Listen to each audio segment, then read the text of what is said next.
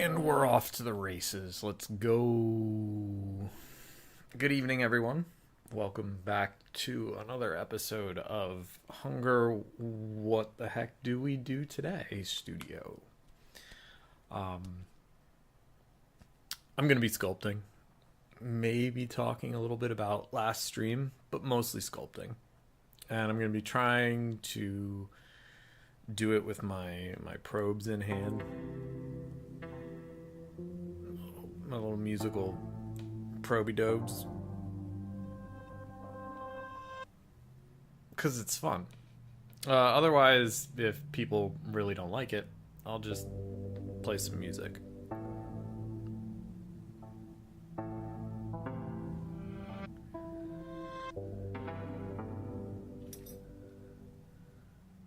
But I do like that trippy stuff. I do like it. I gotta ping everybody that I'm live. I need to adjust the camera. That was weird.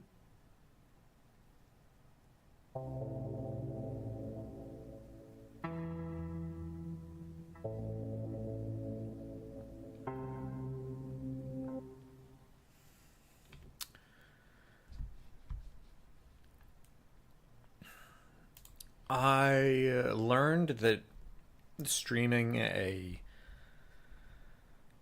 10-hour plus cast is really not feasible if everybody can't be on board in the process.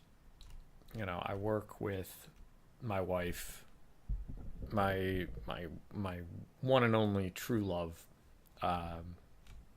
making these keycaps, but we're also tending like pretty full time to our dog Bowie.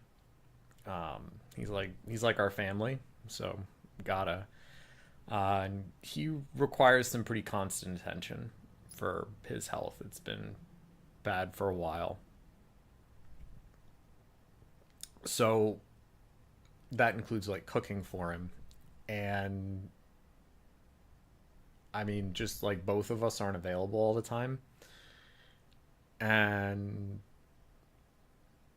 this is hard. Like streaming can be really taxing. You can make mistakes. You can say stuff that you don't want to say in public. That will that'll weigh on one's mind. It weighs on my mind when I'm just not getting it right. And I haven't felt like I've got it right for a little while now. I know the VODs are going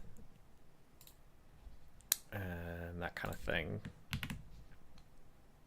makes it, you know, easy for people to catch up, but our viewership isn't exactly super strong. I'm like an awkward duck with all this. And I try my best to be entertaining,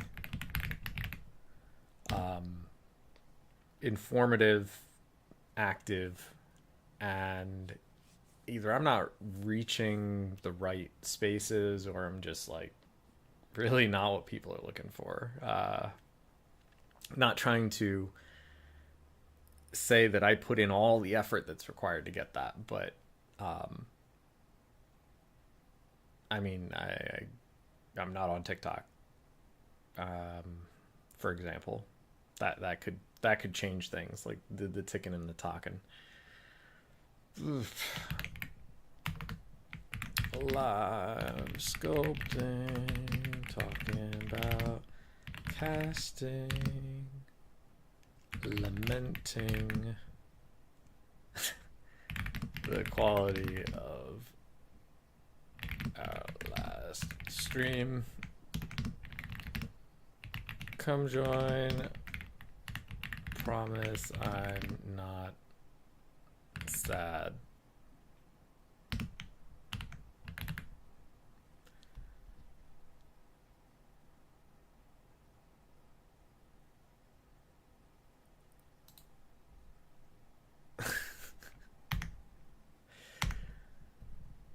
Okay. Um.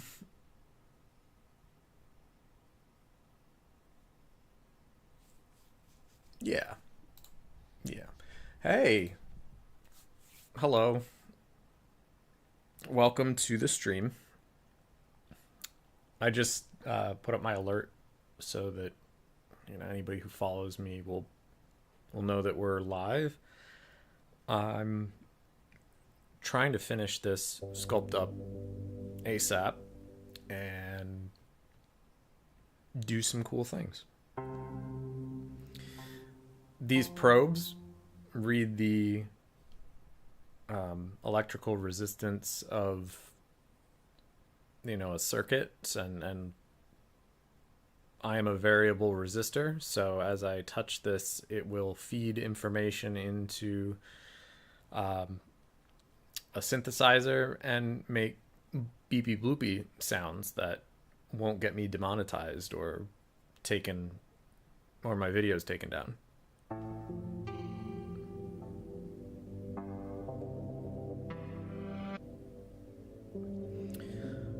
Hope that's entertaining and not too too annoying. It seems very active today. I must have taken my electrolytes or something.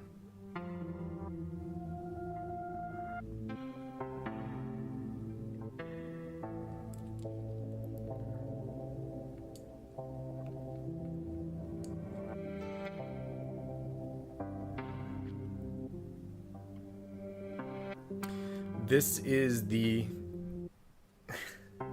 gotta go cryptic for the sake of it. Yeah.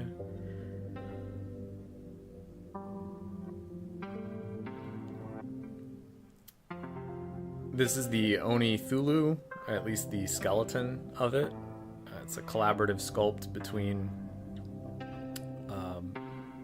myself and Allhex. Kind of brainstormed a design and I'm trying to make it real.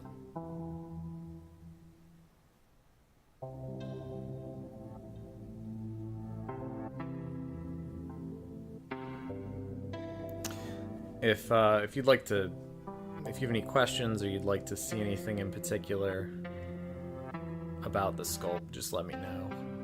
I'll do my best to facilitate. I've been shaving down this jawbone into shape and slimming out the features that ought to be slimmed, and evening out the symmetry. Ooh, smoky.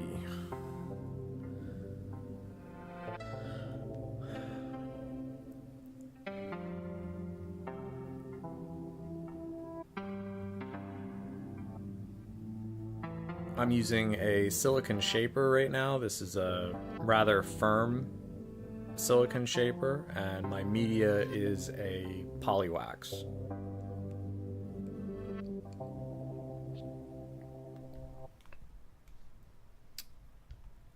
Oh, you know about it. I was keeper. I see. I see. Well, thank you for staying up to date with the comings and goings. Very happy to see anyone familiar with my work and any familiar faces. That was a weird sound. All right, let's go. Let's also get positioned properly under the camera here.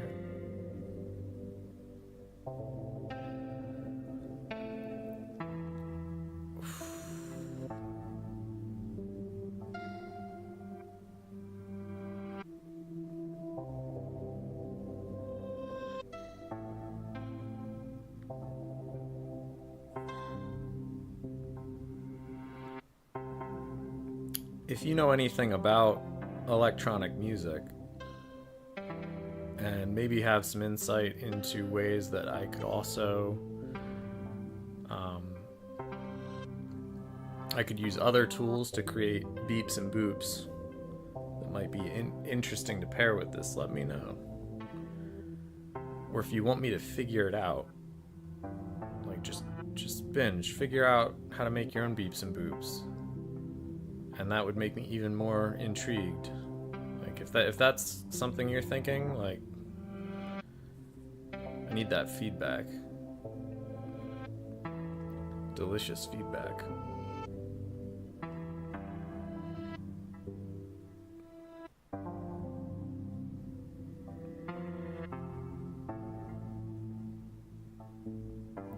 Trying to think of a way to like get this to change key. Hey Keshley, it's good to see you, and thank you so much for everything you've done for us these past weeks and months.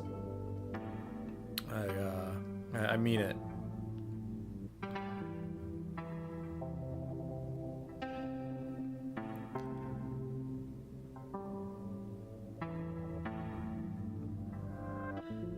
I gotta figure out a way of like really elevating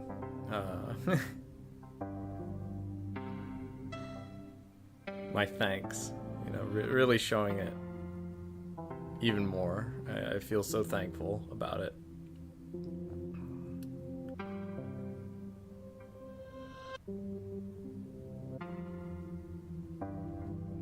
We're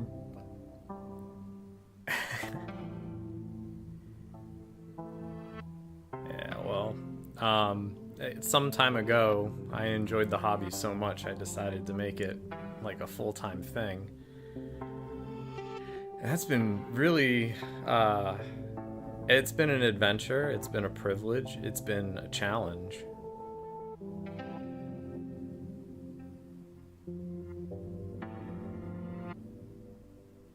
I think one of my biggest issues is like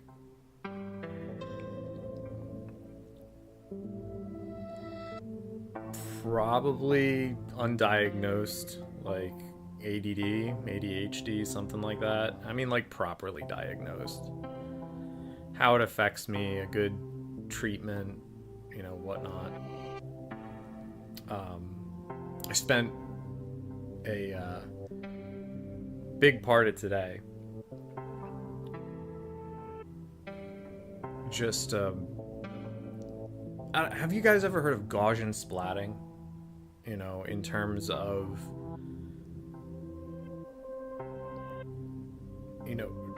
defining a 3D space with 2D images, and it uses machine learning in order to generate clouds of objects that, when perceived from a certain angle appear to represent something that was in a photo.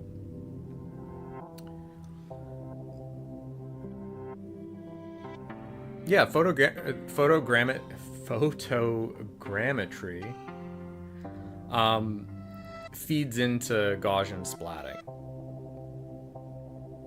That's definitely a term that it's an old term that they used to describe just how optics work, how perspective works. I think it's probably one of the oldest crossovers between the visual arts and applied academic sciences.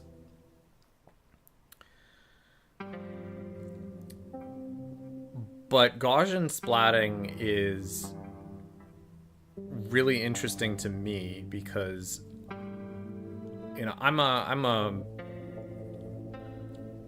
kind of an efficiency freak. You see me poking away at this thing, and it's like the least efficient thing ever.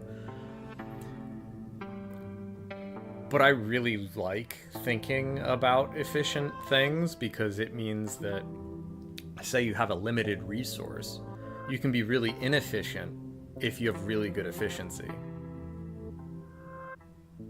And that inefficiency allows people to explore and create and express and things like that.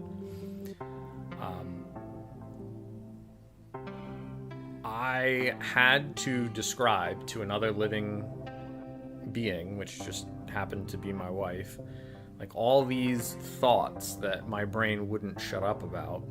regarding image processing and compression, and using machine learning to better compress images using novel image processing techniques like Gaussian splatting. I couldn't get anything done until I did that today. It was so consuming. These thoughts that I was having about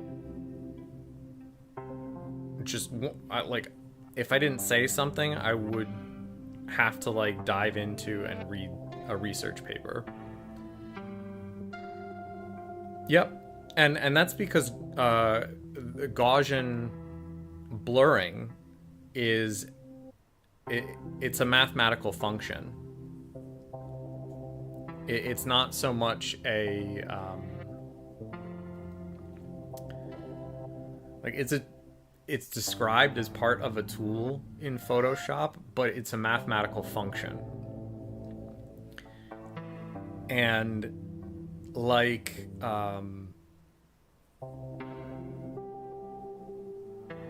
it's used in synthesis, and also what do you call it? Signal processing. Like you can clean up signals using Gaussian functions, or Gaussian. I know about Gaussian filters for audio too. It's a really great way to clean up digital audio streams so that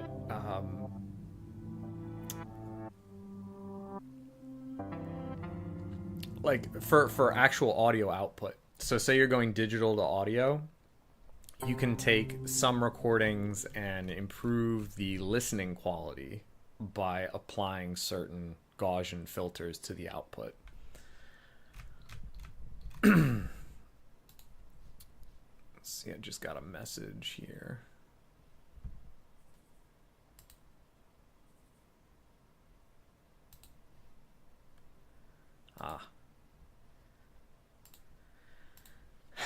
Oh, Cashley. What just happened? Wait.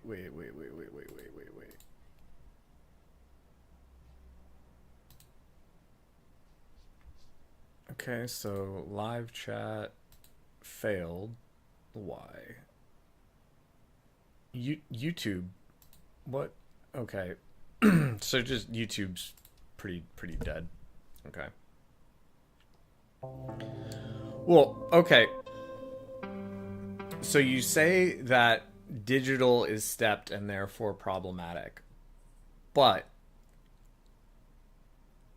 when it gets turned into an analog signal, the steps don't really exist. And usually that's because there's either a filter on that end, or physically that resolution doesn't work when you convert the math into an electrical output. Like you just can't get those kind of jaggies. And if you can output to that resolution, you would need a filter. That's really uncommon.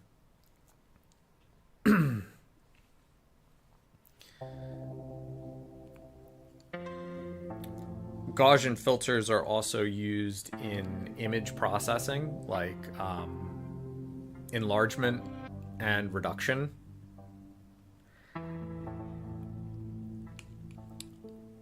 But I've got a massive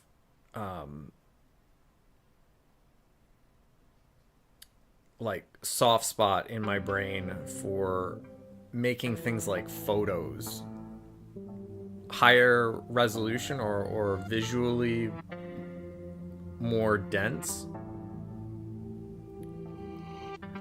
but actually take up less memory. Because I don't know about you all, but my digital photography takes up some space. It takes up a fair amount of space.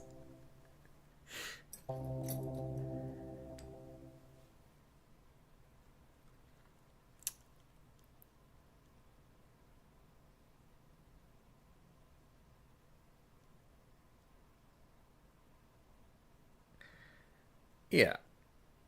Um, my background in audio is just like, and other things has to do with my proximity to reviewing audio equipment, and family of mine that are signal design engineers. Um, but like the interesting thing that's happened over years and years and years of people making data streams is to me, like what I've observed is compression of those data streams. And compression can be a lot of things.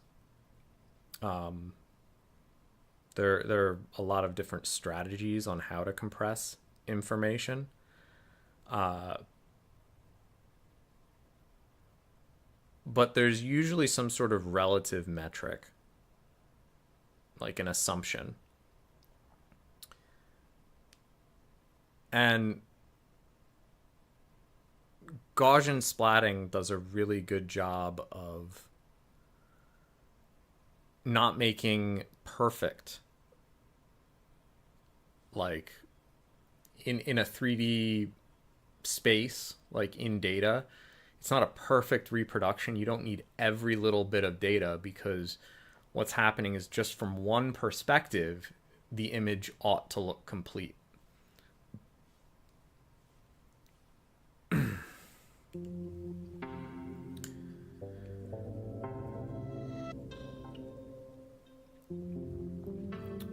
What I think is fascinating is that from that concept, you could use a lot of the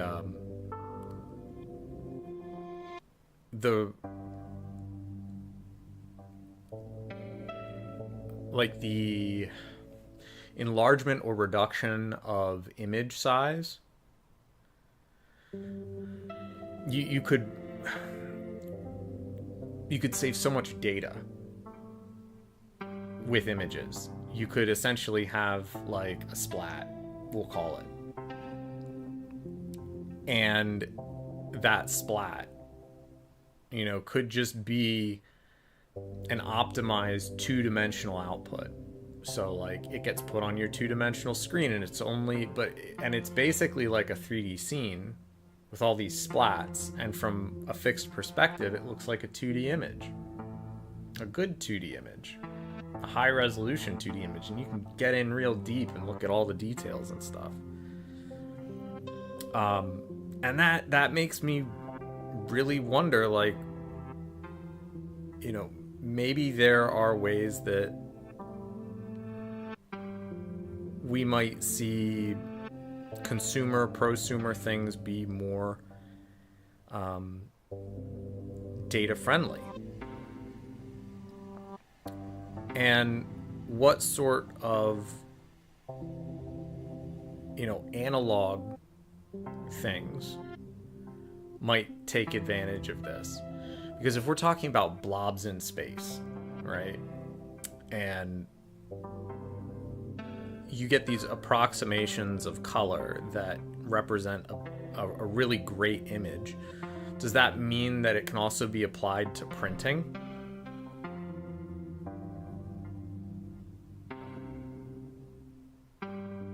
Like, is there a way to optimize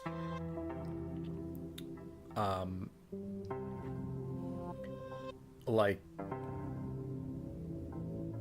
you get what I'm saying, like ink on a paper?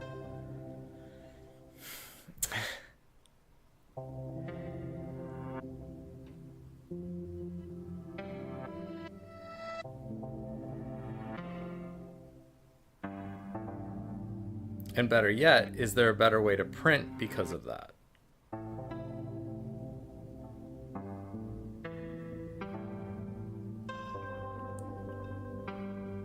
So yeah, my ADD brain just wouldn't let me let that idea go. Still thinking about it, but it's not quite as debilitating now as when I just needed to get some of those ideas off my chest until I could function as a normal human being and like take photos and stuff and authenticate keys. Like I've got my adult life and job and here and trying to organize these sales and stay afloat, which is appearing to be increasingly difficult as we progress into through 2025. And I want to say thank Big Red for their Prime sub. That was like really awesome. Thank you.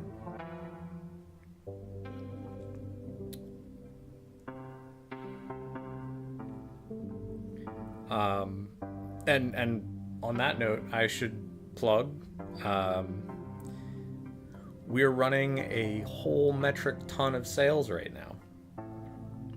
I have a Ko-Fi set up. You'll see a link pop up in chat as the stream progresses. And that gets you access to a whole lot of photography that I'm involved in.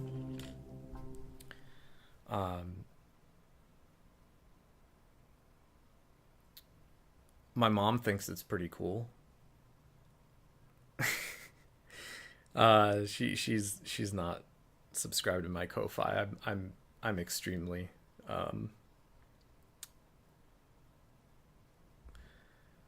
I'm extremely embarrassed to be doing all this. But no, it's good stuff. Like I think I take decent photos, and what I try to do is get people familiar with parts of, Pennsylvania and nature.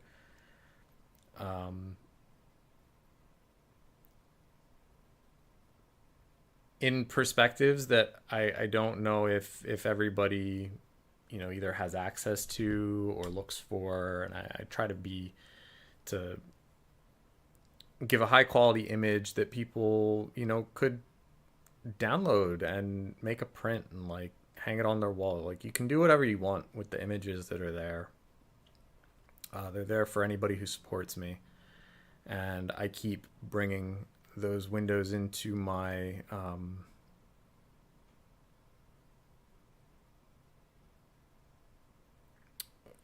my local ecology. Bring that out for everyone. So we've got our Ko-Fi set up, super cheap. Support us if you can. We have keys on hungerwork.studio that are ready to go for sale. We just finished our first shipment of Darkness keys, and so we're shipping some of those out. We were able to fulfill all the orders really quickly, and we're looking for more. We're looking for more people to buy that up. If you do get one of those formerly known as the Of Darkness ones that you'd find on our website, that does entitle you to 50% off all raffles that we hold in our Discord until the end of October. Yeah, there's only one unlucky. You know that, Cat. But yeah. I get what you mean. The how unlucky blanks are going to be fun. I always like picking out the RNG for those, because it's basically just stick your hand in a box and grab something, and that's what people get. I hope you get what you saw that made you enjoy it. I Like, I always hope that for people. And thank you for your support there, man. Let's see, so we've got that going. There are leftovers from the last Chicago meetup that are on hungerworks.studio.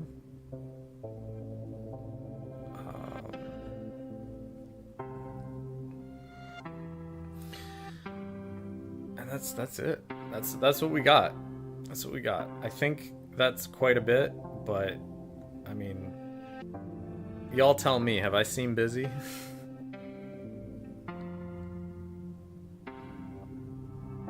Have I been entertaining?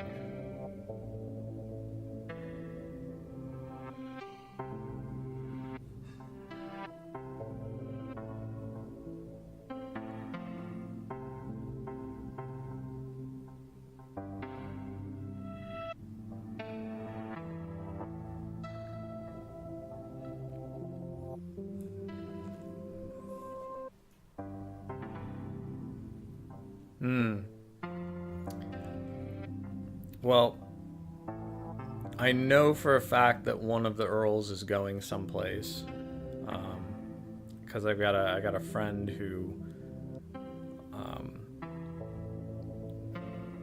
basically wanted a blurl, and that's what we call blanks, where I draw an Earl on it.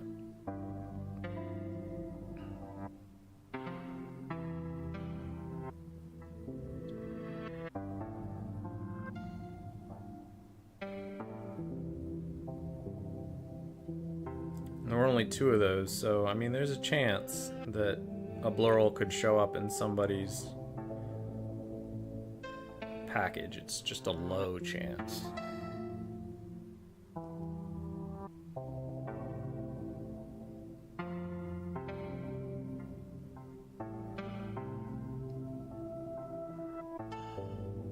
Man, we are coming up to the end of this interior sculpt thing, and then we get to move on to the next step.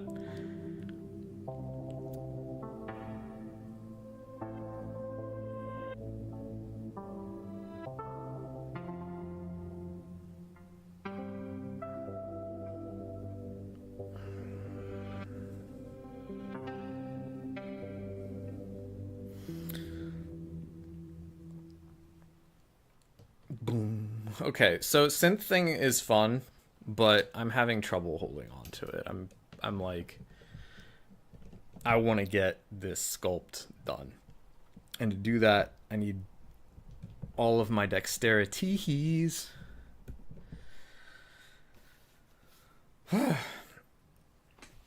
So let's get a little bit of music going.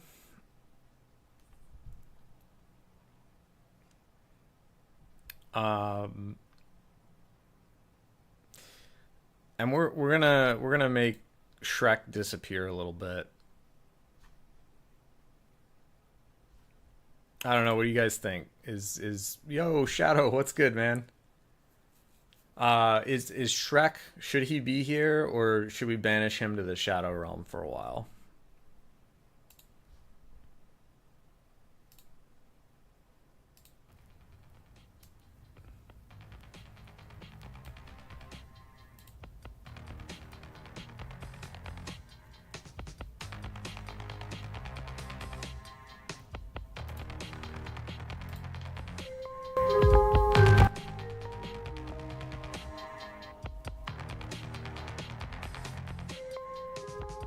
Felt right to ask, brother.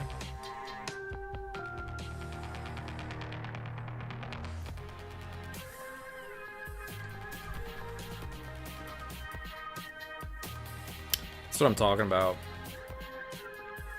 I freaking love Lorne. I love Lorne so much.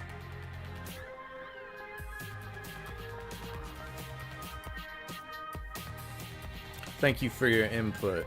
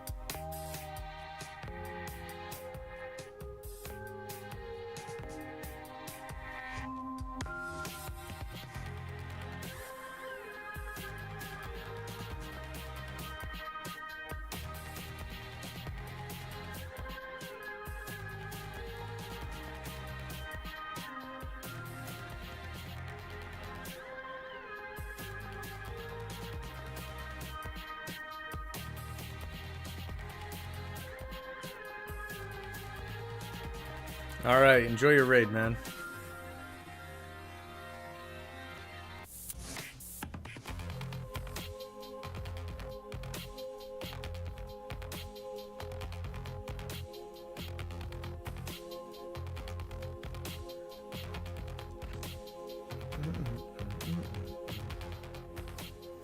Has anyone out there played Shape of Dreams?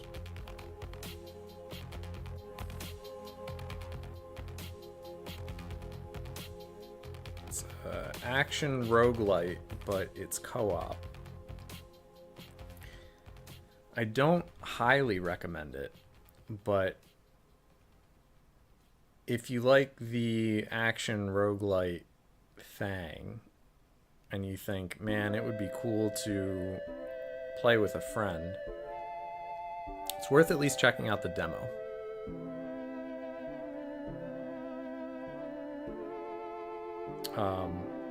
Kind of has like a Path of Exile, Diablo kind of feel to the movement and everything.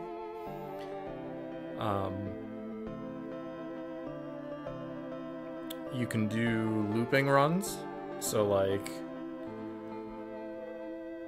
basically just like infinite dungeons and scaling, or you can go for like story clears. There's multiple difficulties. You can level up the different heroes, so there is a punishment with progress kind of scheme to the game, where yeah, you can die, but you can get, you know, permanent upgrades for your character. It's pretty good.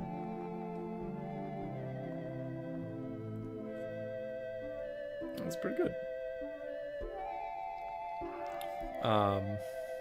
What else has been going on? I got to check that out a little bit. I gotta admit, I missed gaming a little bit.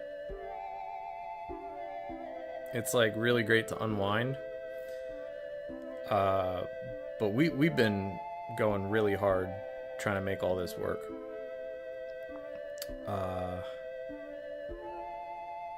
We were scrambling to make stuff happen this month. I guess it still hasn't quite hit me how much more our expenses have increased, like electricity. So like again, when I was glazing Keshley earlier, it was like, you know, guy got in on like 3 of our keycaps recently, and that's made such a huge difference for us. Every little bit does. Just like you guys showing up and participating makes me feel something.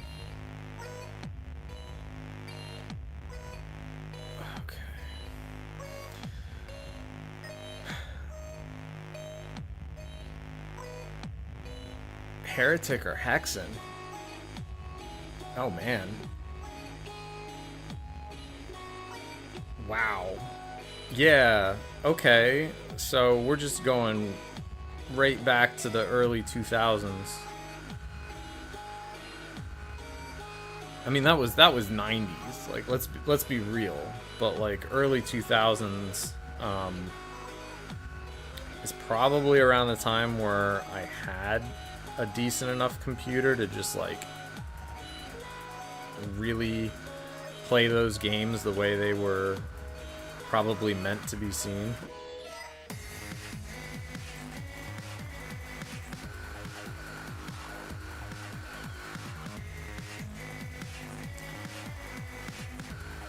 Classics. Seldom spoken about too, so what a throwback.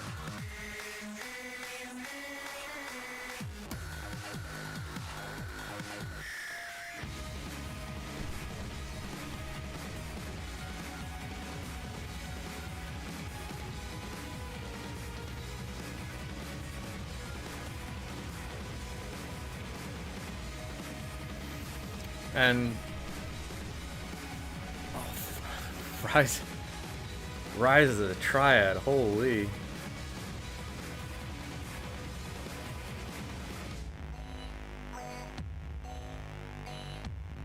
What's kind of crazy about today times, the modern times. The crazy thing for me is like looking back at a lot of games that I thought were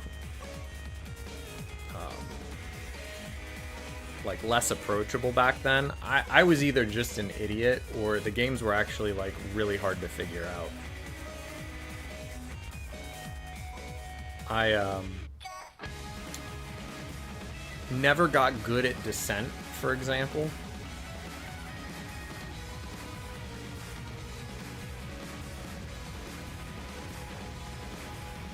Always had demo discs of it lying around and stuff like that.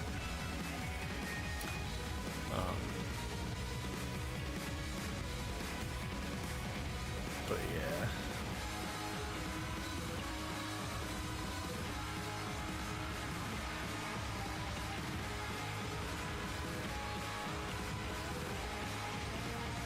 yeah. My speed back then was like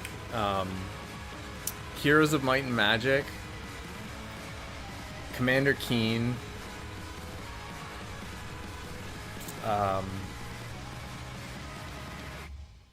SimCity 2000, even though I cheated at that, because like SimCity 2000 is really hard.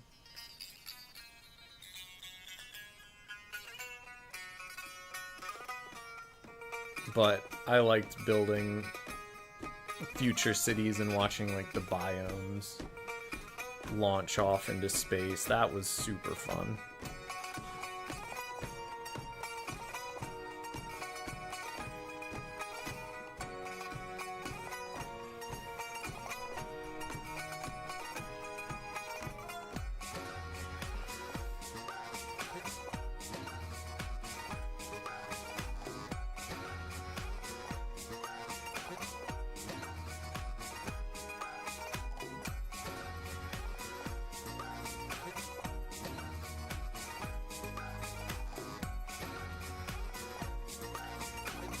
One game that like always gets me, that of just how good it was for the time, was Earthbound or Mother.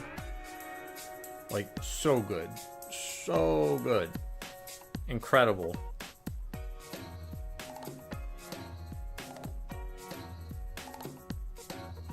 Not PC gaming, but still.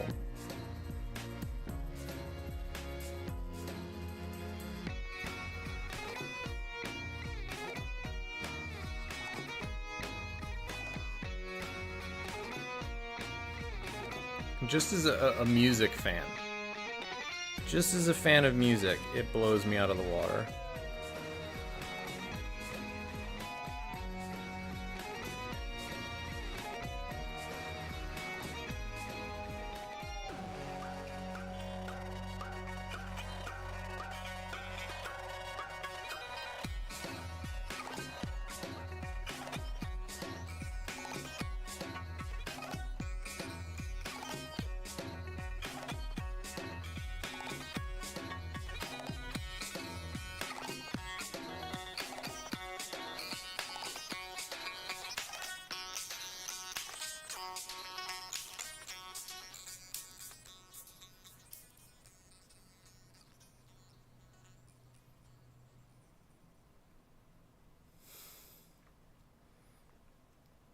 Yeah, and I used to wait for people after school and beat them up. If I didn't like them, if they were pretty or they smiled too much.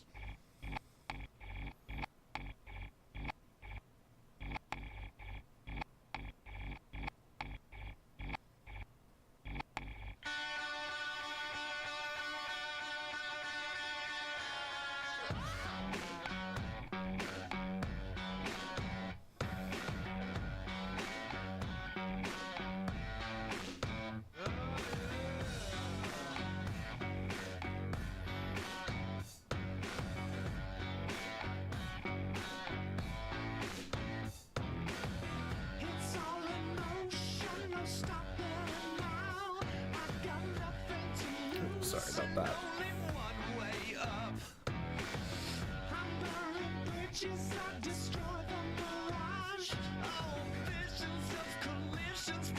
I think if I hadn't played Earthbound, I wouldn't have ever like been excited about Off. If you've ever heard of that, it's an RPG Maker game. I got into a lot of like artistically driven turn-based RPGs. I think directly because of Earthbound.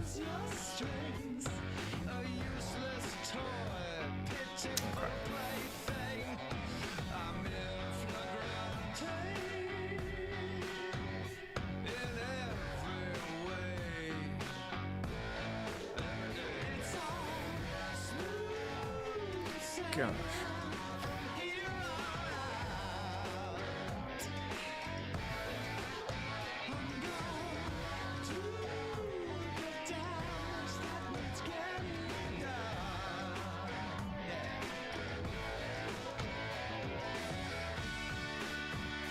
Now I'm gonna do ADD hitting me real hard.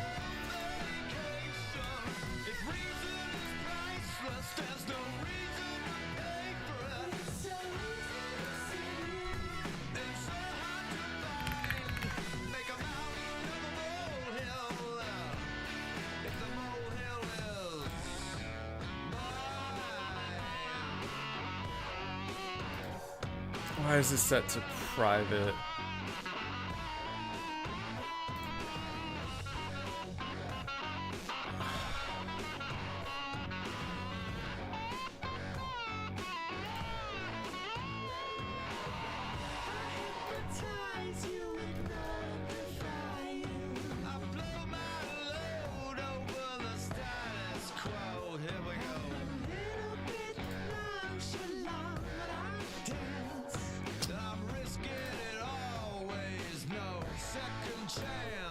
Okay, so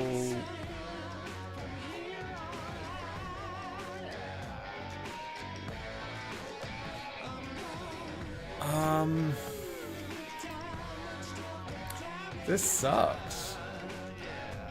Why is it set to private?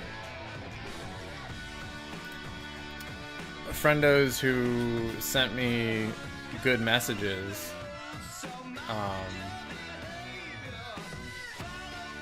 maybe YouTube took me off? One second. Let's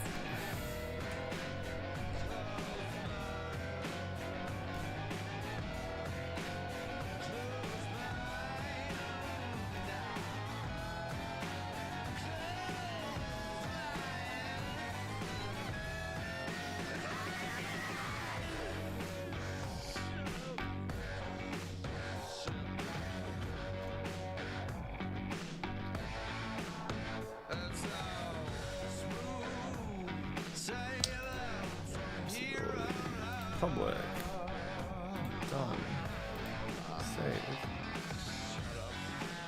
Okay.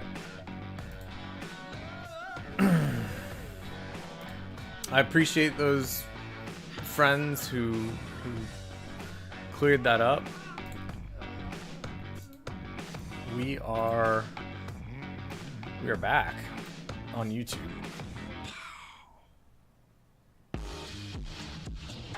Stupid.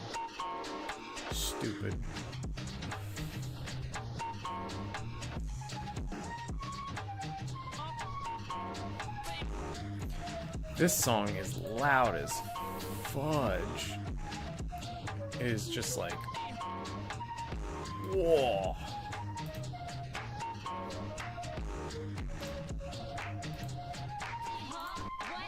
No, I gotta turn that down more. Like, what the heck? Whoever mixed that was on drugs. Yuck.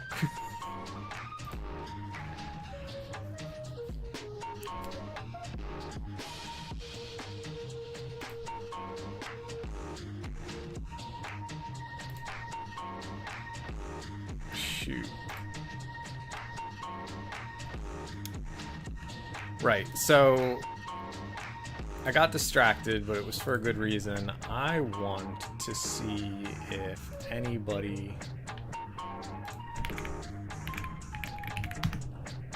made a compelling, like, Earthbound remix.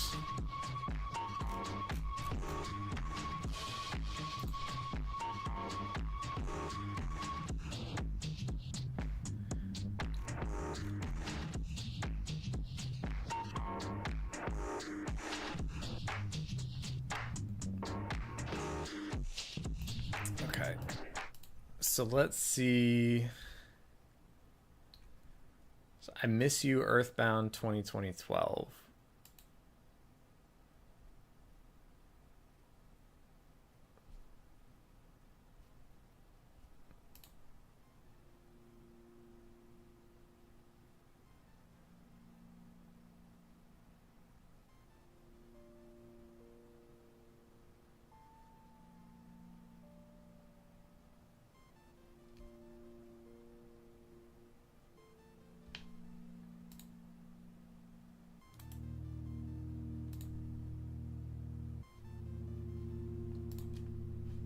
I guess we'll just check out this Bandcamp album.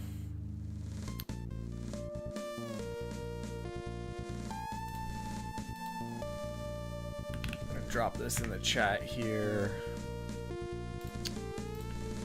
And in the chat over here.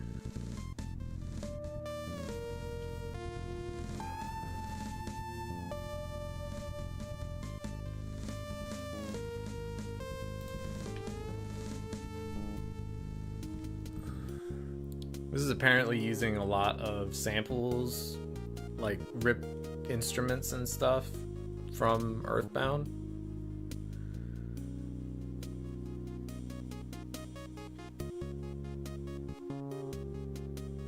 We're gonna give it a listen.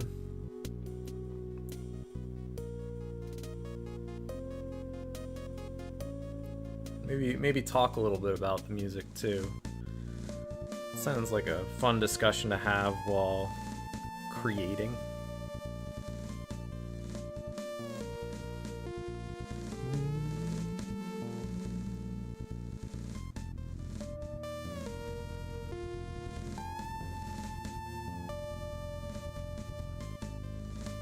I like their lead.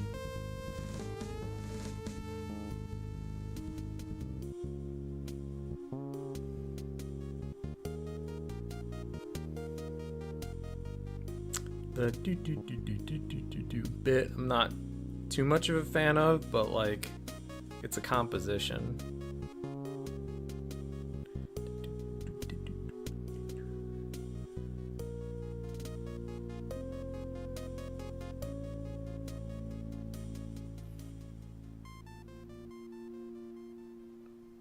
I just wonder if we didn't have those it was like arpeggios in there with the weird sounds that kind of push to the back, would they have more of an impact?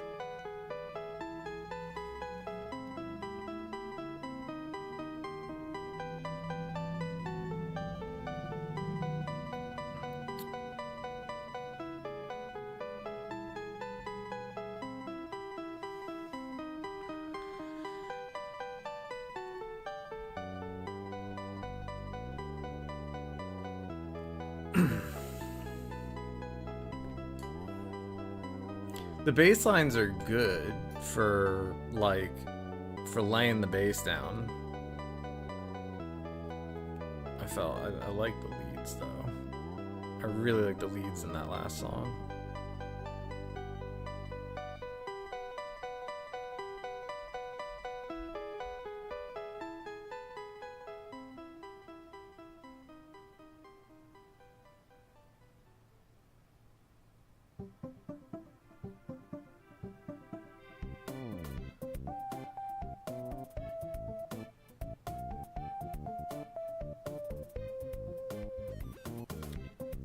This sounds like a little too modern in terms of chiptune for me.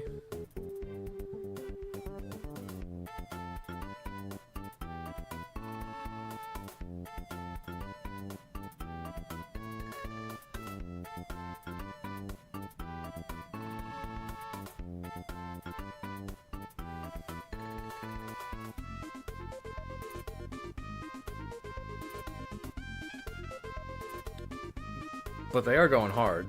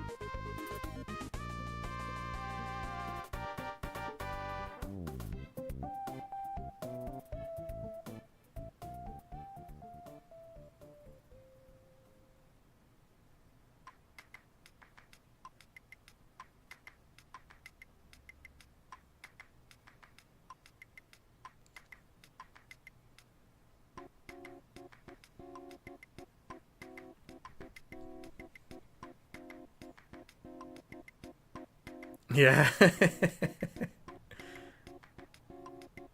Well said.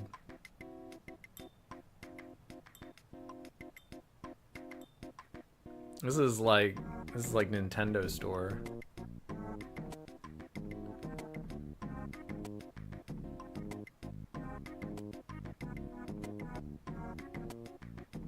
Definitely like a Wii style track.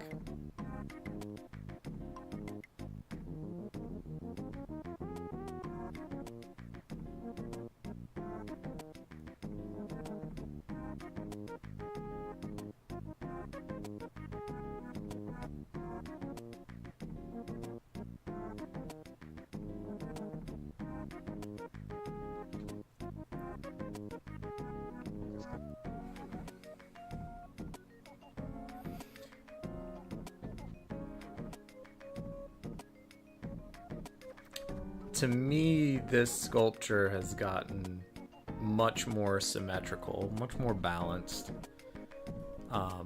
Just at a glance, to me, it reads very statuey. I'm like, I could even get critical of how parts of it are.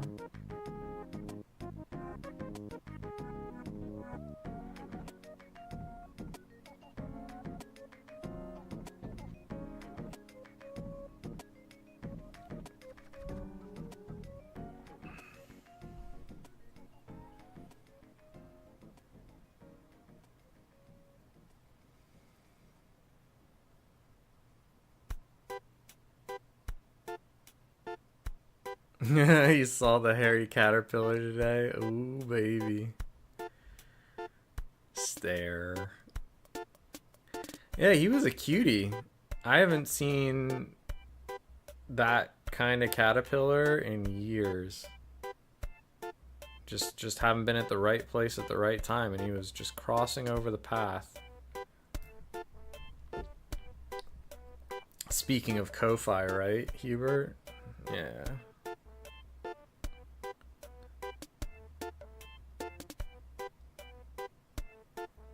Hubert, can you describe, like... Actually, Hubert, I'm gonna go one more. Hubert, do you have time to come on? Like, do you have time to just shoot the shit for a little bit?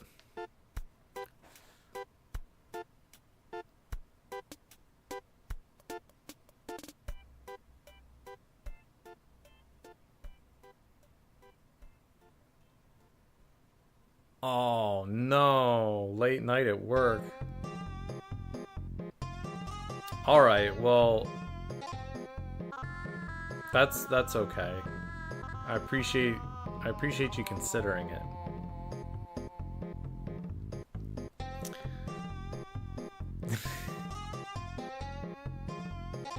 Oh, yay. Thank you, buddy.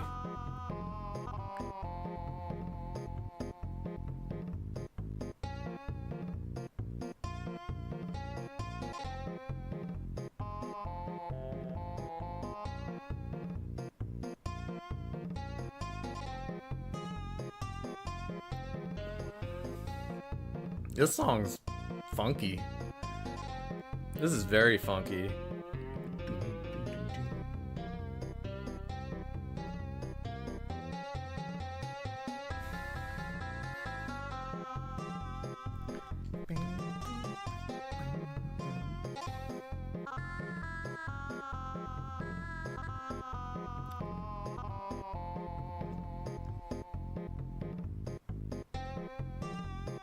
Yeah. Let's go. All right.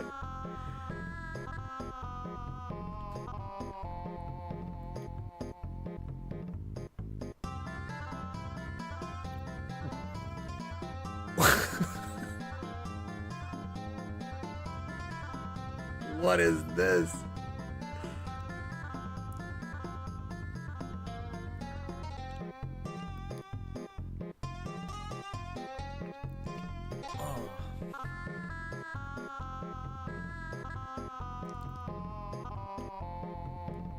It's I don't know what kind of snake they're trying to charm, but maybe that says something about me.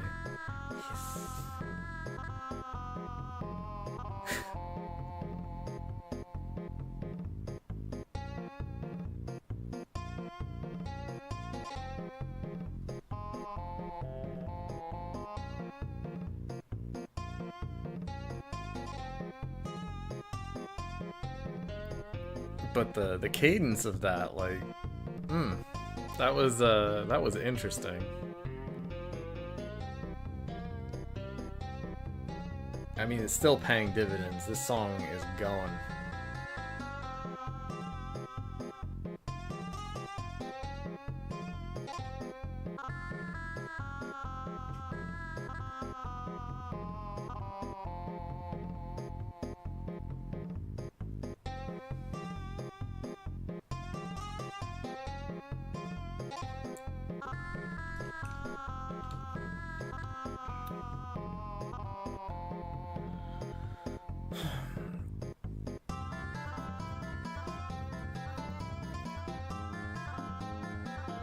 Yeah, no, I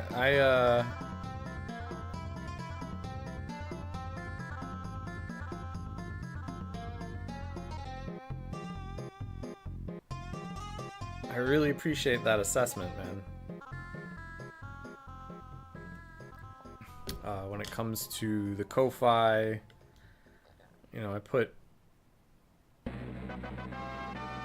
all the same effort that I put into my photos that I always should, but still, like, it's been really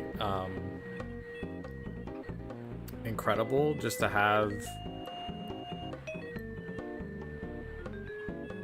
a place to put them that's just a little more professional than me dumping photos in random places.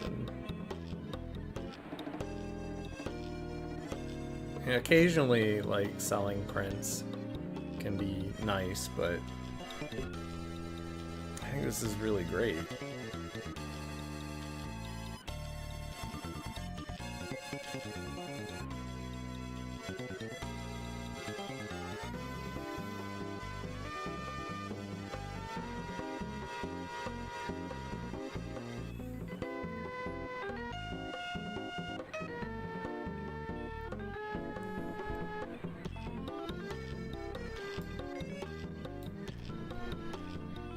Hope you guys don't mind.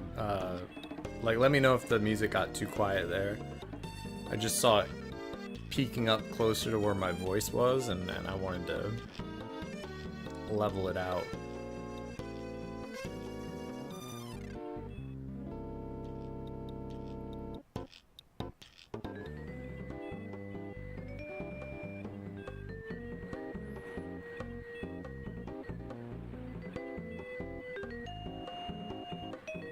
I did get a chance recently to review some of the VODs. Sorry there isn't a VOD for the last stream, but there were a lot of issues that I needed to approach.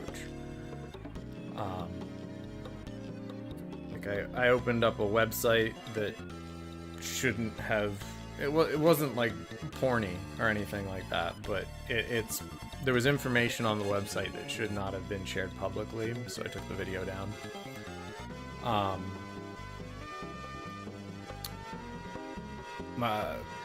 Widgie was not having a good time with that stream, so, you know, she didn't want it to be put up. Just to sort of go over it again, I don't think I'm going to be doing streams again when we've got like a 10 plus hour cast. The process is way too long, and she and I need to be a certain level of focus that just really doesn't have room for a live audience. We just aren't there yet.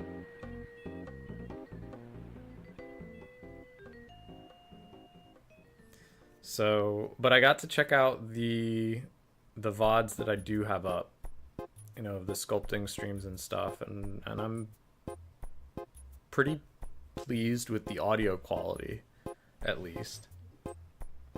I always think I could probably do better with this overhead cam, but it would likely require some sort of way of controlling the PTZ camera to track a subject.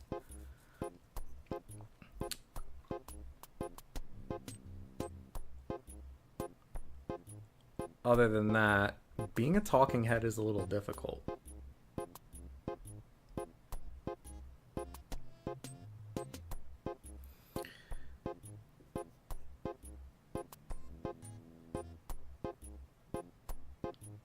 So I thought a lot about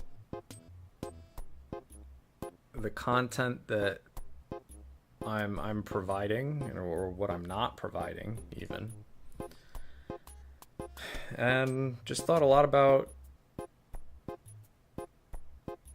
all of you as viewers, and I've got a lot of thoughts. I need to organize them at some point.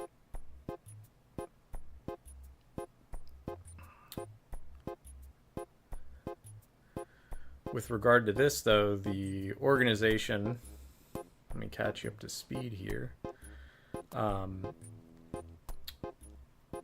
We've been thinning out the jaw because this is an interior structure, so that means outside of this space is going to have material laid over it later, and then we're going to sculpt on top of this. So I need this to be a foundational structure, not the total structure. And so we're shaving things down and refining lines, pulling back some details into the key. So like the base of the synth is measured out to match the base of any old keycap. And I like thinking of these as like the absolute dimensions. If you want your key not to hit anything else, there's maybe like 1.5 millimeters space between this key and the one to the next to it. It's not a lot. It could be 2 millimeters. So going over these lines is kind of a problem, and that's why shaving this back is important, because we still got to add more stuff on the outside. If that gets too thin, other weird artifacts start to happen. That kind of sucks. So yeah, shaving down some details and streamlining this to condense it. That's the process and approach right now.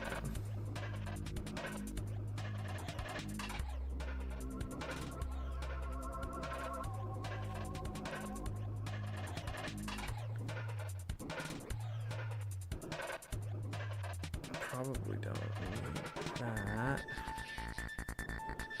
And by that, I mean, I'm debating whether or not to put a little bit of material in a place. But I think there's enough material there not here. Here I can place the material down. Okay.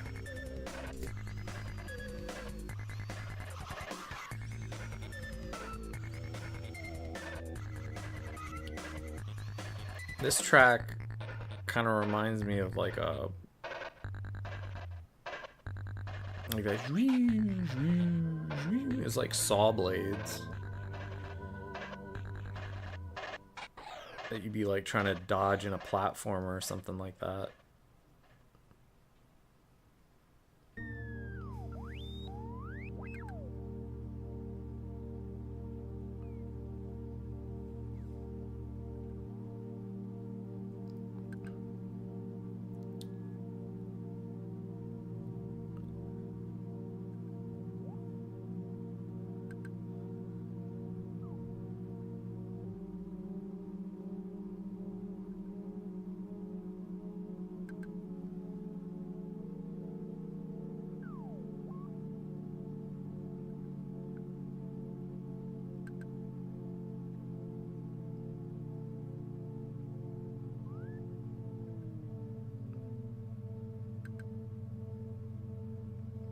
I once listened to an album made by a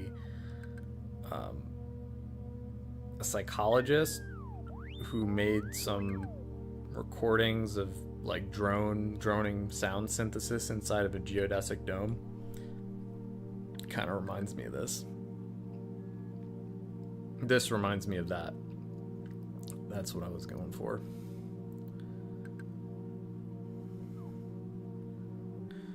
Okay. So, this is going to be really tough to describe. And it doesn't look like the camera's picking up the subtlety. Okay, I think this is the right angle to show it. So we've got some concave structures here at the edge of the eye. This concave structure is deeper than this concave structure. And it's making it look like the eye on this side is sitting lower than this one. And that's just because the shadow that this eye is casting is a lot more dramatic than the one that this can cast. And I've turned it upside down to like verify and like observe the highlights. So what I'm going to do is I'm going to work with a tool here on this side and kind of press into it and move some of that material towards the edge of the eye socket here, and we'll see if that helps it transform to look a little bit more even.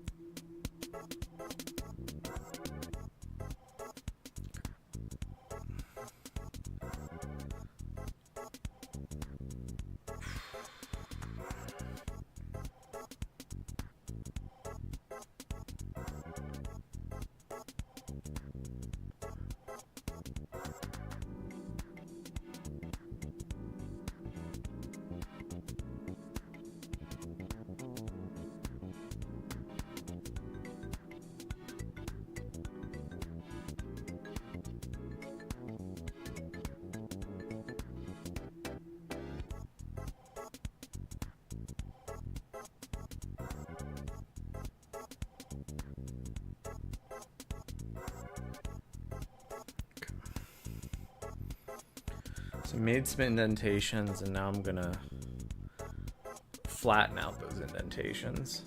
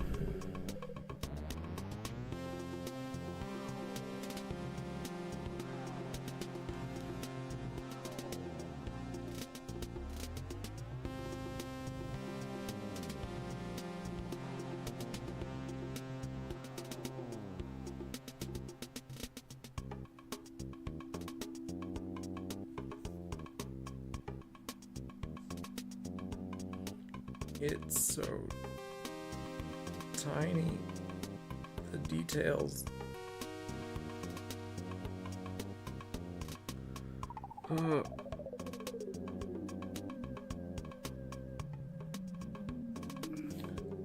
focus across the room real quick. Look around. This is okay. So we had it before. We're looking at this space like right in between the eyes. And before, this side appeared to be visibly higher, or like just have more height to it than the other side. And now it's a little bit better. I think the shape's a bit off. I might have deformed the edge of the socket a little bit. But the depth appears to be more even to me.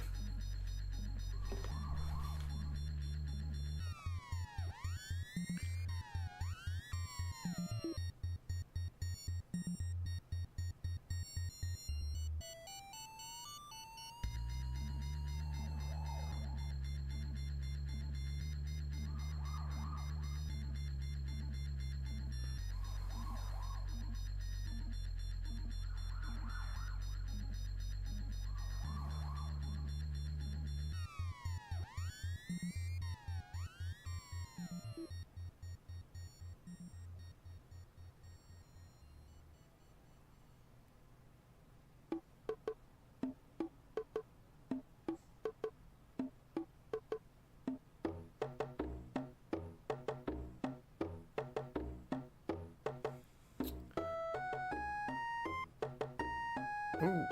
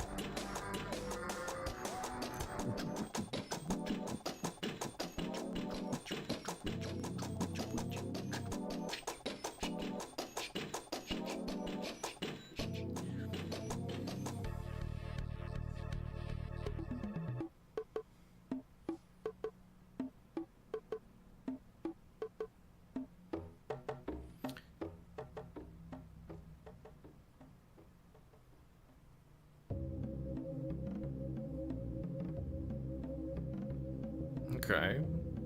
Okay.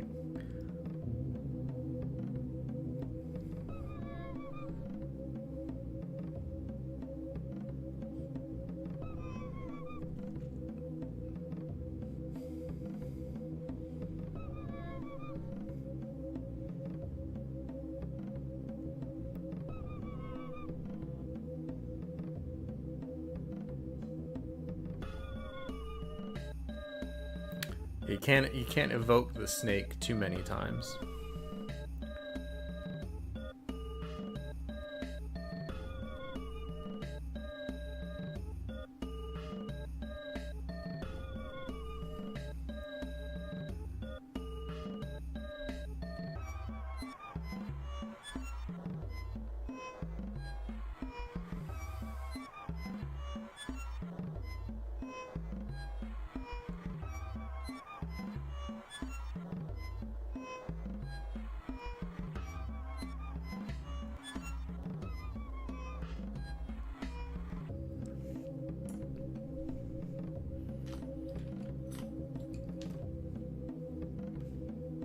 Man, this is weird.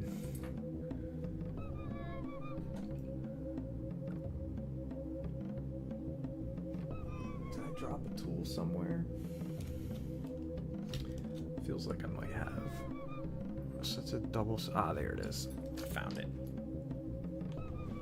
Thank you all for your help.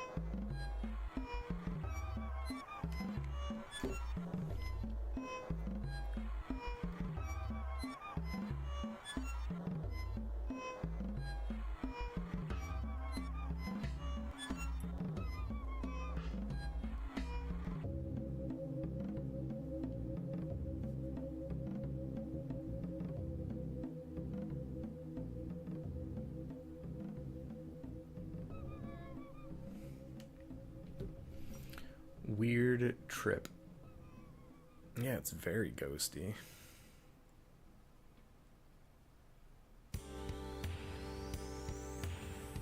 I would have like really dug that song as like a track in an early Pokemon game for like going into one of those haunted house places where you could catch ghost Pokemon. That would be rad.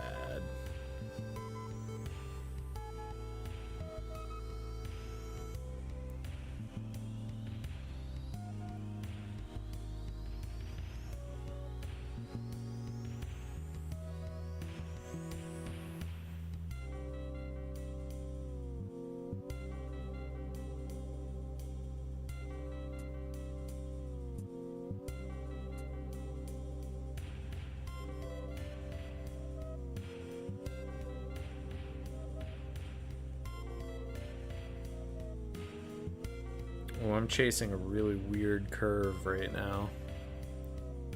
Under the eye here.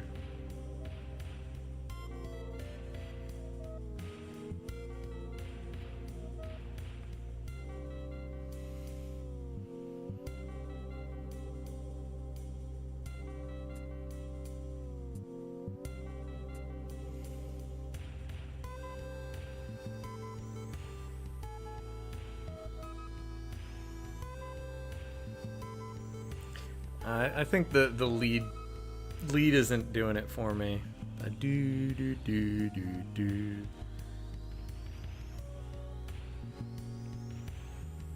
I kind of like the background. Boo doo.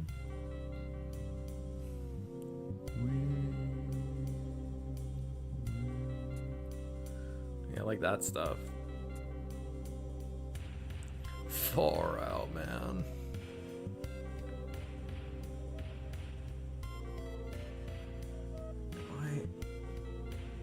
My rocker, maybe a little bit.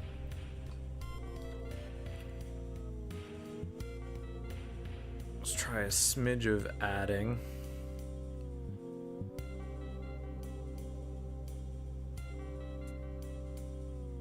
To the cheek over here.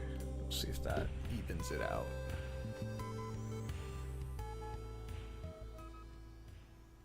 I do not remember that rumor.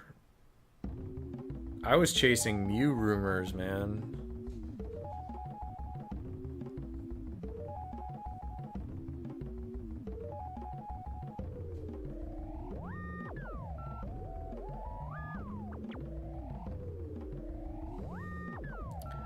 But I mean, Pokemon will make kids depressed today because they can't get any packs.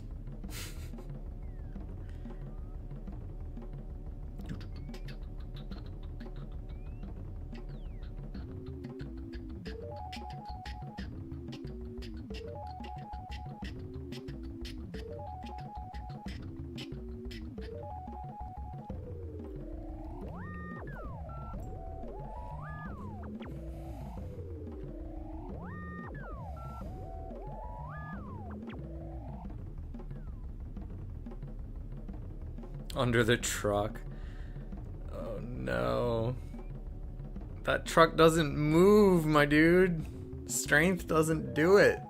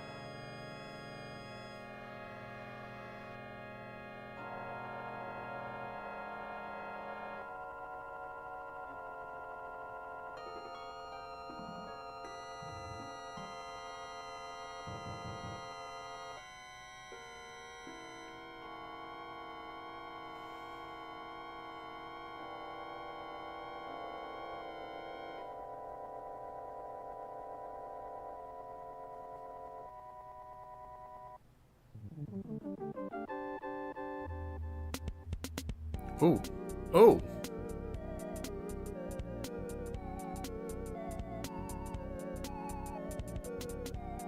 Oh, this breakbeat is killer.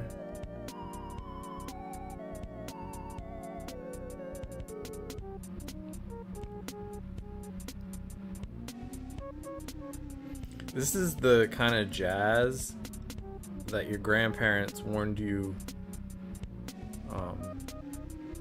would take your soul. You'd be committing unforgivable sins. Listening to stuff like this. Ooh.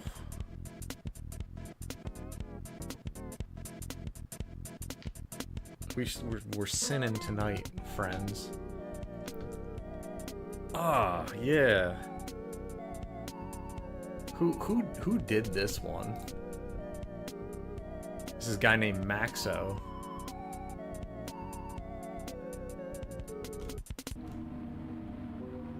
We're almost to the end of this album.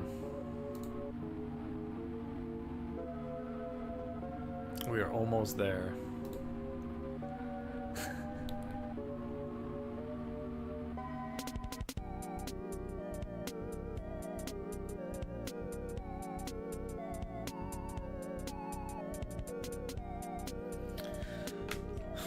Yo, Hubert. Simon rated me the other day with like 85 people. And within like 20 minutes, a bunch of people noped out. But it was awesome. I was so happy that happened. It was very cool just to see that viewer number pop up. I thanked him. It's like, thank you, Simon.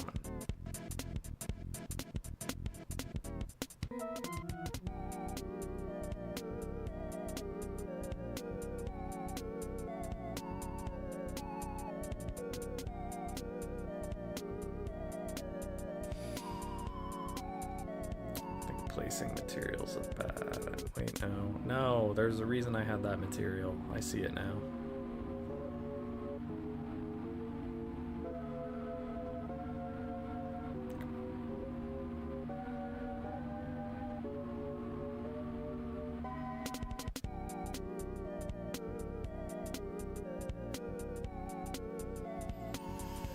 Yeah.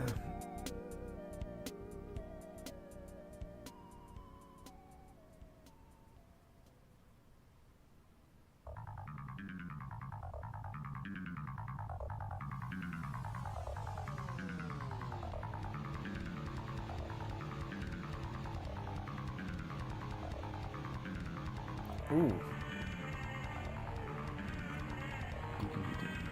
This sounds like some boss music.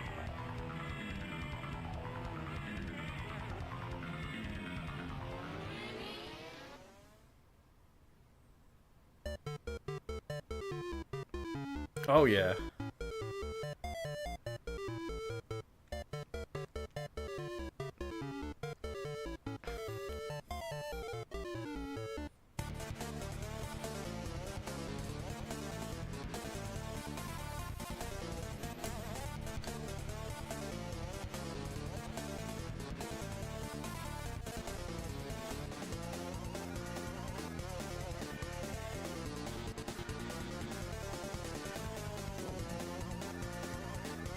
Guys, are you doing 9,999 damage right now? You better, because it's go time.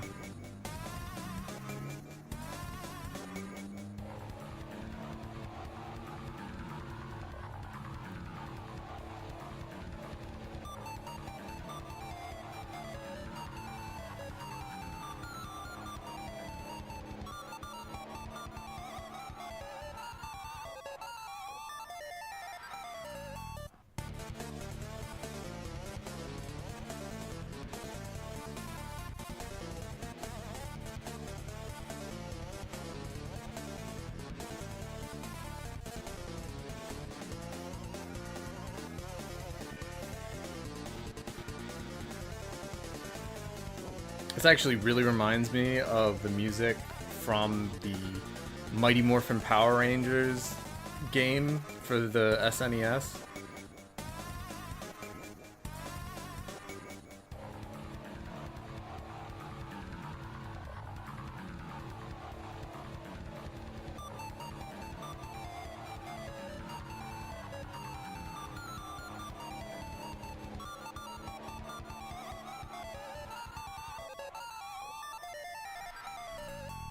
I was one of those kids. I definitely had a Megazord.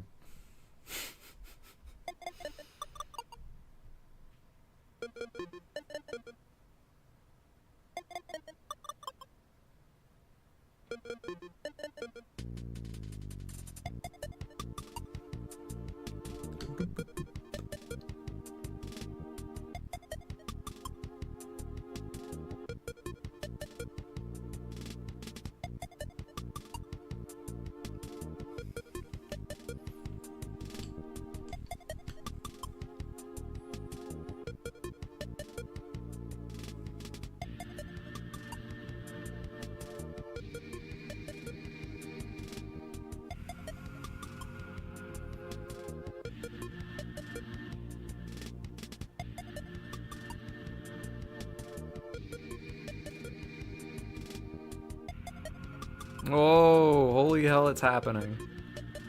And by holy hell, it's happening, I mean, like, I'm getting these cheekbones set.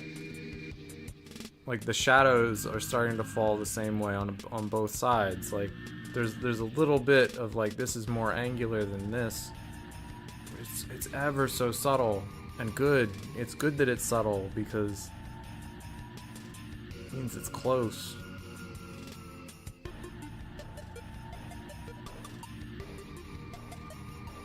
It means we're getting close.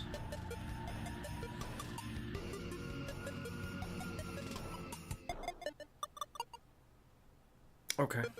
I see what I need to do. The Bukal fat, dude, this is the bone. This is the bone. Can't have no fat with the bone.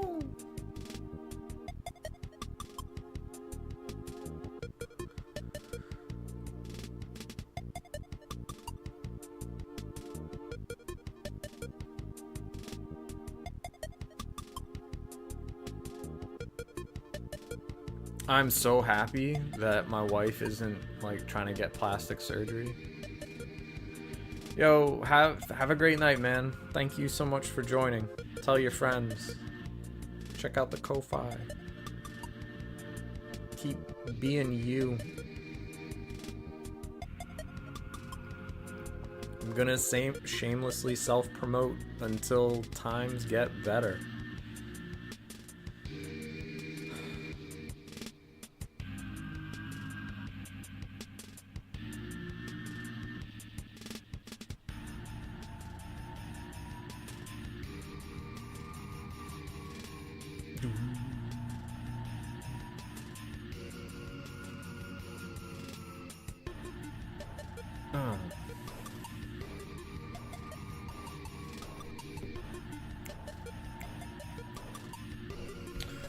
You know, I'm gonna see if a good friend of mine is alive and well.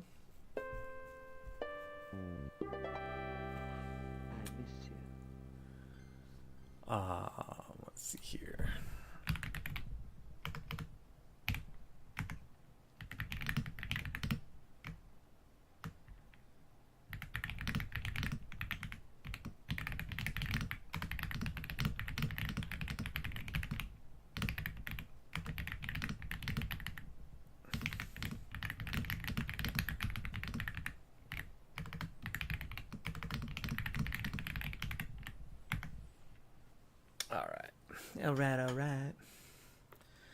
Alright, so then I'm gonna text them to see if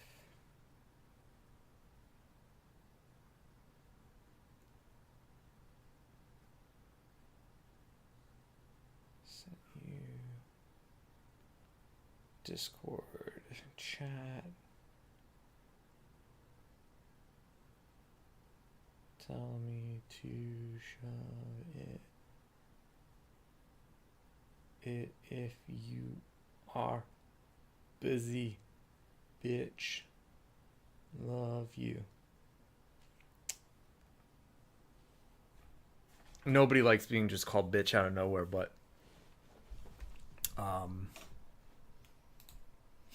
the damage is done. What was for dinner? I haven't had dinner. I had a late lunch. I'm not getting as many meals these days, to be honest.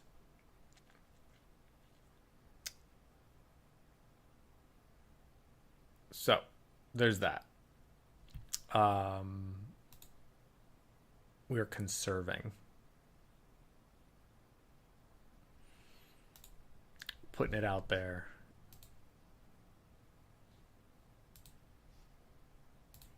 Trying to make this shit happen. All right, so let's talk. Um,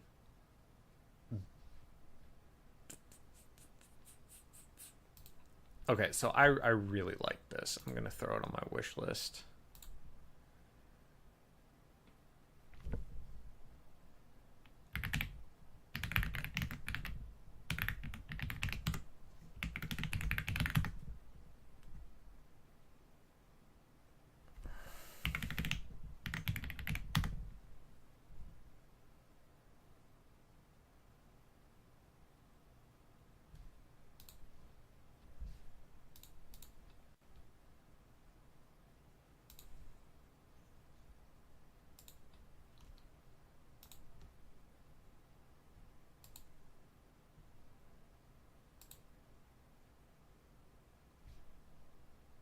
Is that me? Yeah, that's me.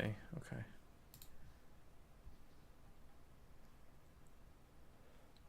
Do do do do do do. All right, so I'm logged in. I wanted to wish list this. Cool.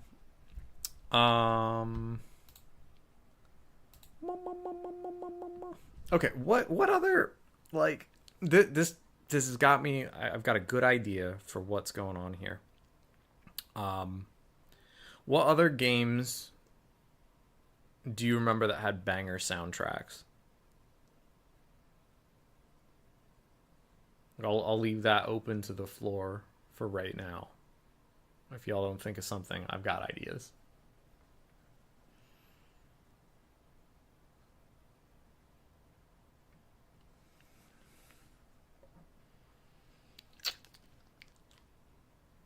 Jet Set Radio. Ooh, okay. That probably has some remixes on here. Jet Set Radio.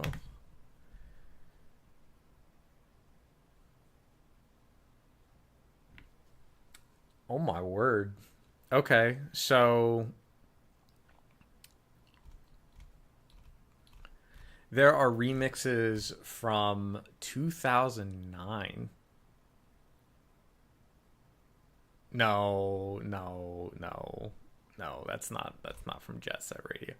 2015 though. Yes, okay.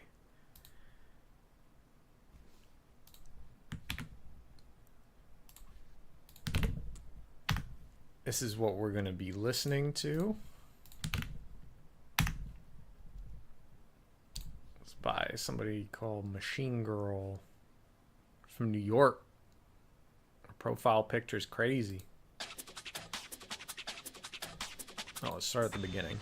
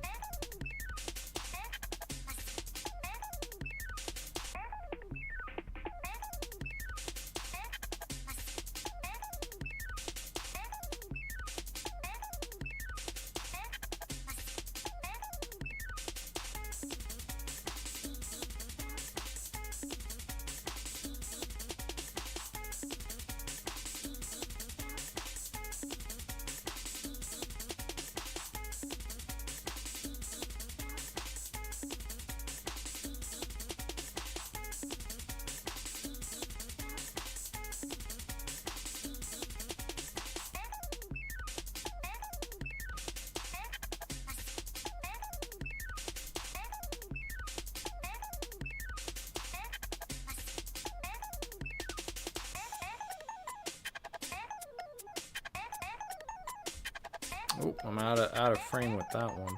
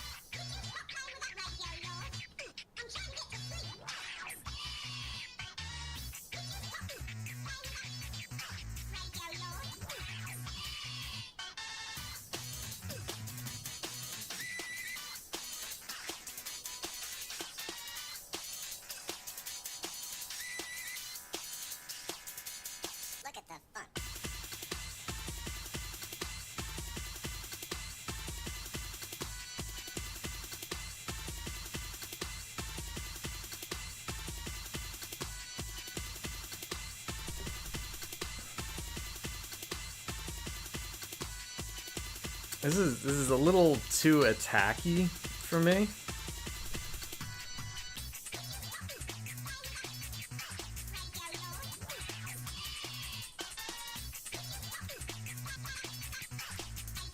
Or we're gonna try a different remix. This one's Music for Jet Set Radio Future Generation by Shashko Naganuma.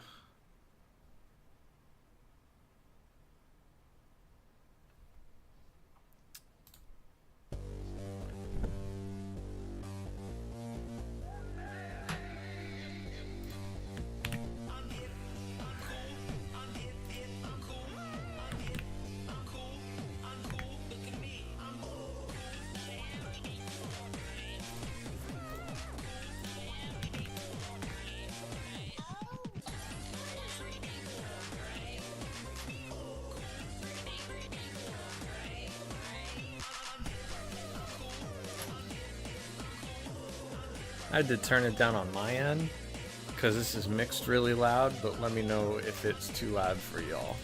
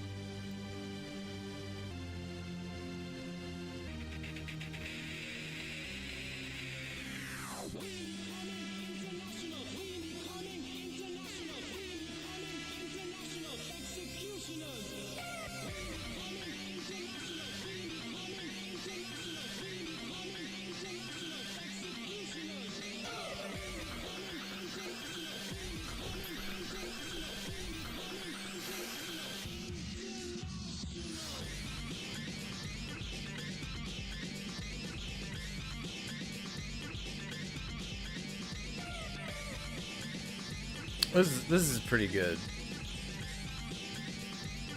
I like this vibe. It's kind of got some of that industrial flair from the time.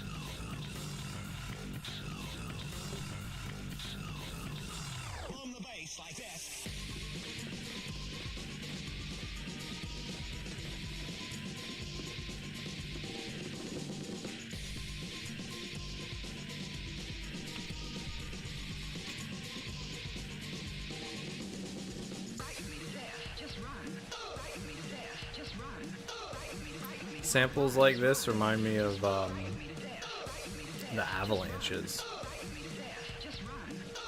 You know, like Frontier Psychiatry.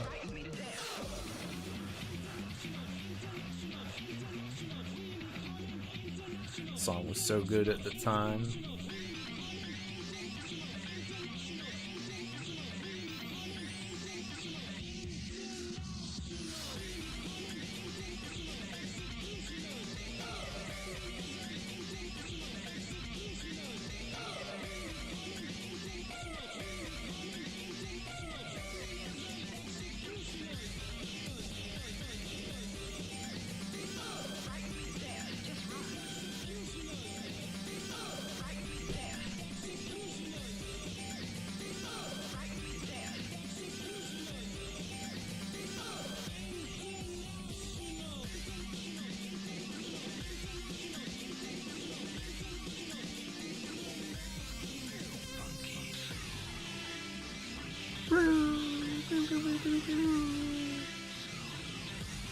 Gotta have that air horn.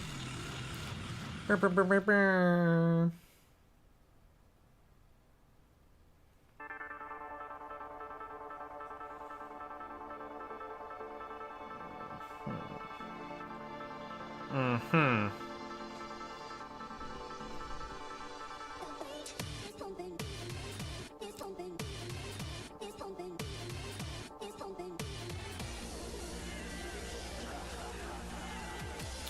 This is some DDR kind of shit.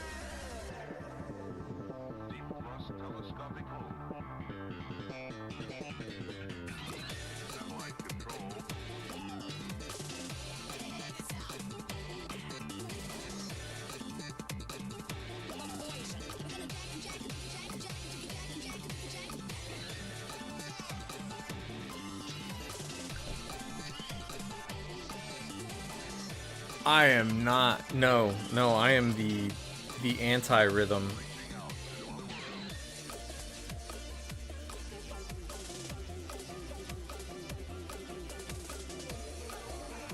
I got no rhythm. I'm like a breadstick. This is the funk bass your mom will appreciate. This is the funk bass your mom will appreciate. All right.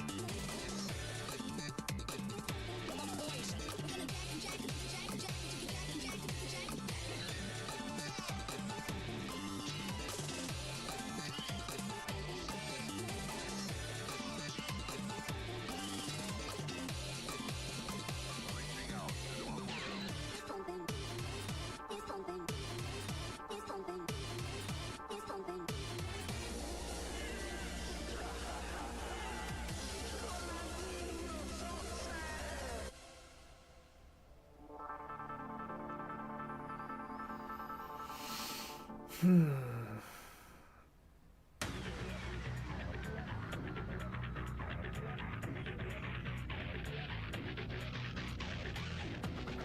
set up with the bar and the metal platform.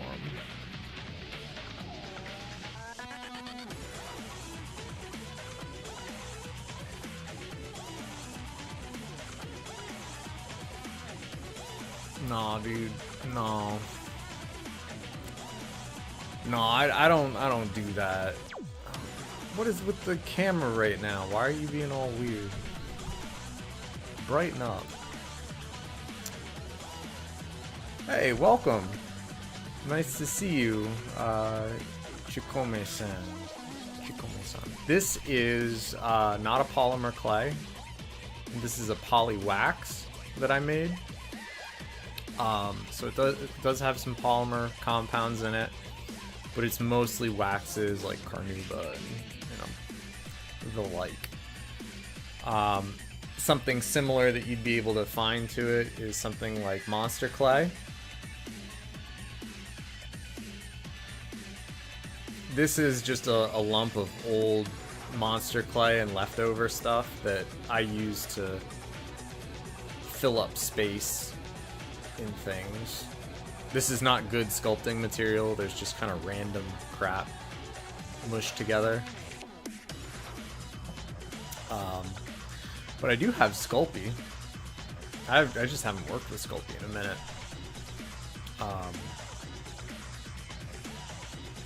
If you got questions about Sculpey, or maybe you work with Sculpey, whatever you care to share, or any questions you might have, more than welcome to have them here. Thank you so much for stopping in.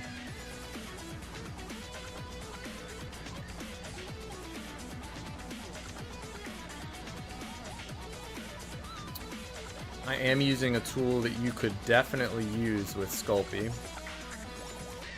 This is a what's called a 00.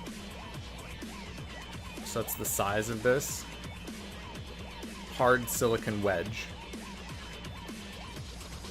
You can get stuff like this from Green Stuff World. There's like no brand stuff all over the internet.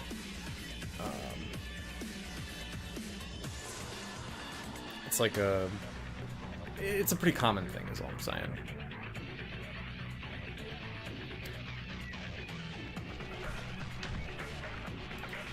Is my title not updated? Because it should say, I screwed up last stream, let's try it again. But yeah,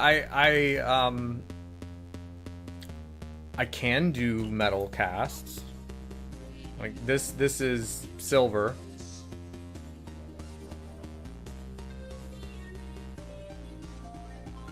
Man,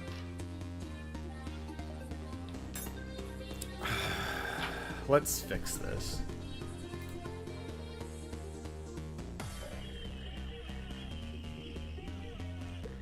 Let's fix this.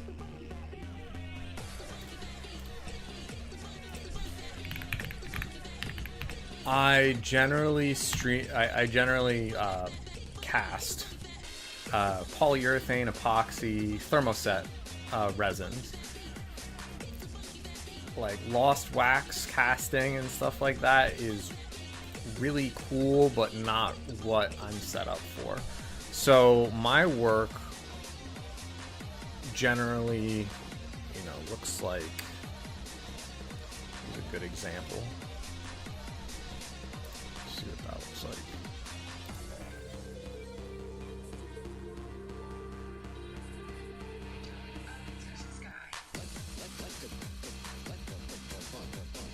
So the colors here are terrible.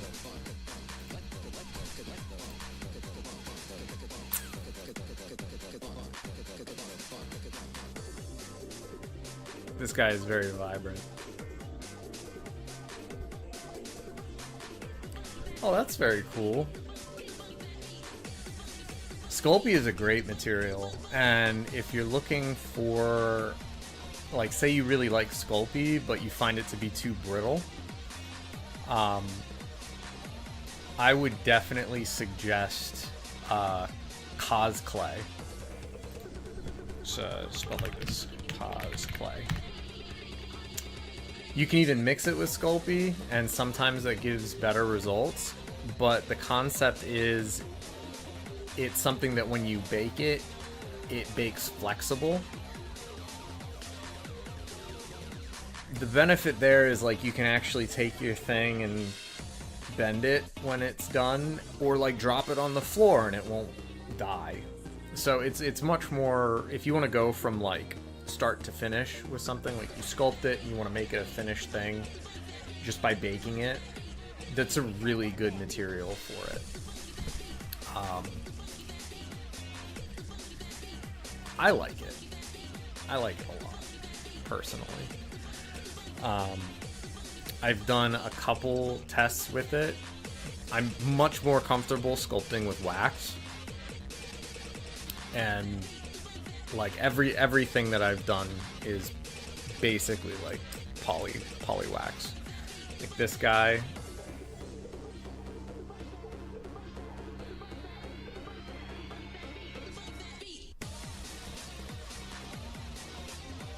Yes, these are keyboard caps.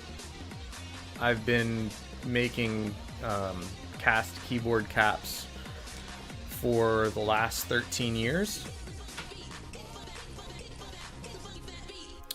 Wait, no, we're not in 2026 yet. Last 12 years. Time. Okay, so we gotta go to the creator dashboard.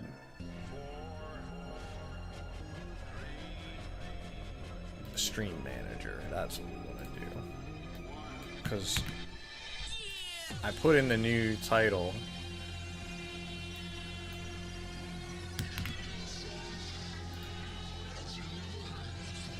Let's update that. There we go. You're addicted to buying keyboards? Oh, well, buy my caps, all right? Like actually, something that's not really terrible to, if you're interested in stuff like this, I made these guys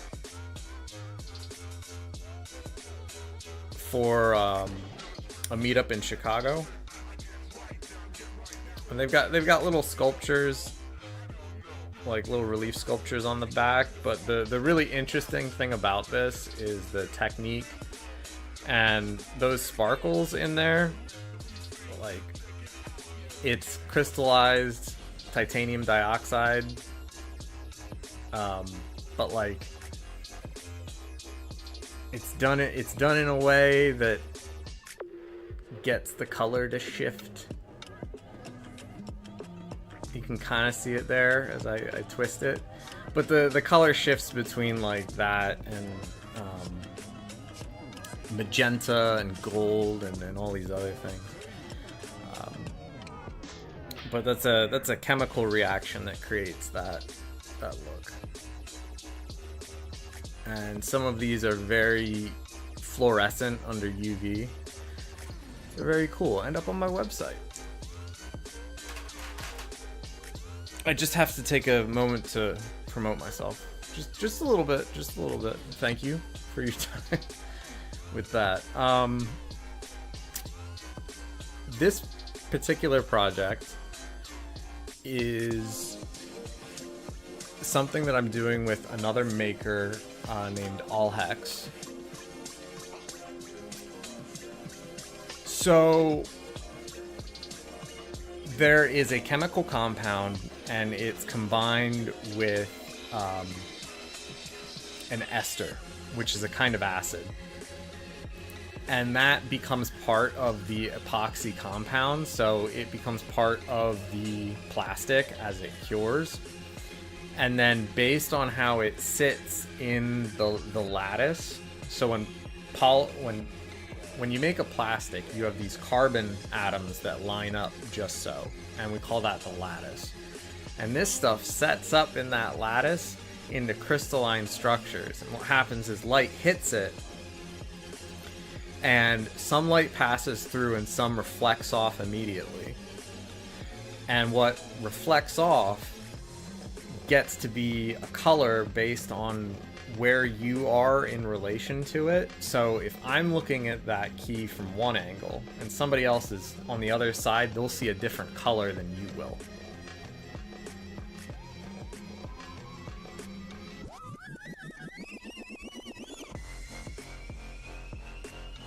Thank you for coming to my TED Talk.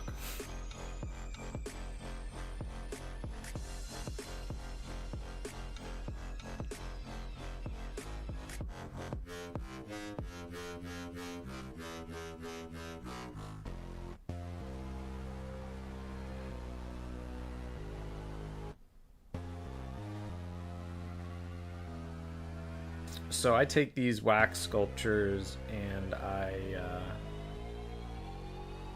make silicon molds of them, and then step by step, layer by layer, we add resin in that is of a color, so there's no paint at all.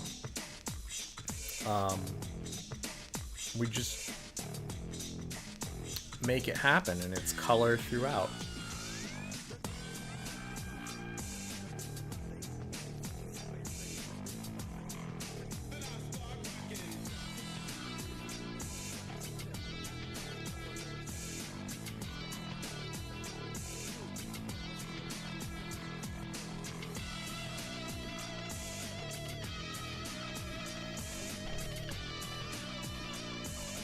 Yeah, like some of it's injected. Some of the resin is placed. I think I did a VOD. There's a VOD for when I cast a cap for one of my regulars here named Keshley. And I go through the whole process and I try and like really show different techniques, and for as long as I can do it.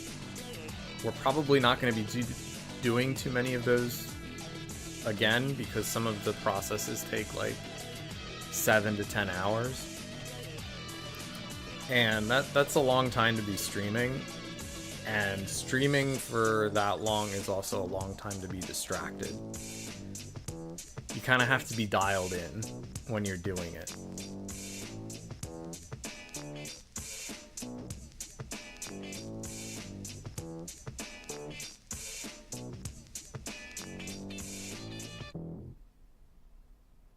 And so what I'm trying to say is, like, just to give you an idea of how this works, you could be making like 1, or you could be making 4, but regardless, from start to finish, you're gonna be there for like 7 to 10 hours tending to it, trying to get it to like set up properly and work the right way.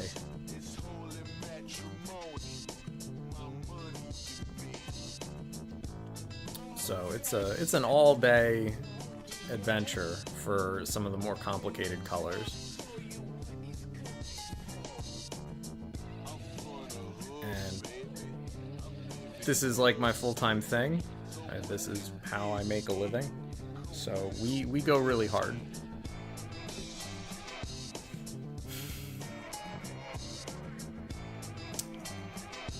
The G's Force, like, for example, I just had it. Yeah, this is a G's Force. I make colorways. Sometimes my colorways get adopted into full keyboard sets. Like, somebody will be like, I like that colorway, and they'll design a cap set. We've been designing colorways and things that match with existing cap sets, and we do full new kind of colorways that you could use as an accent piece. So far, I've collaborated on GMK Mudbeam, Blurple.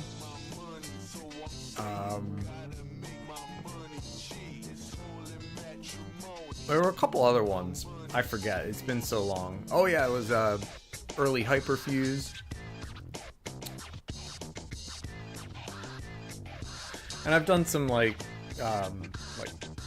I was involved in CRP, Classic Reproduction Profile by Hammer. But what you're seeing for like G's Force, that is, I made 3 different sculptures in that colorway. And if you were so inclined, you could buy a sculpture or 2 or all 3 in that colorway.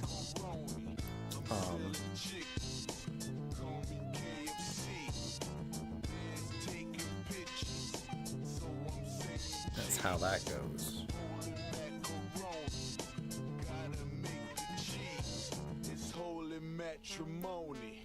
My money, you me. This is looking good though. This is, I'm happy with how the symmetry's starting to line up.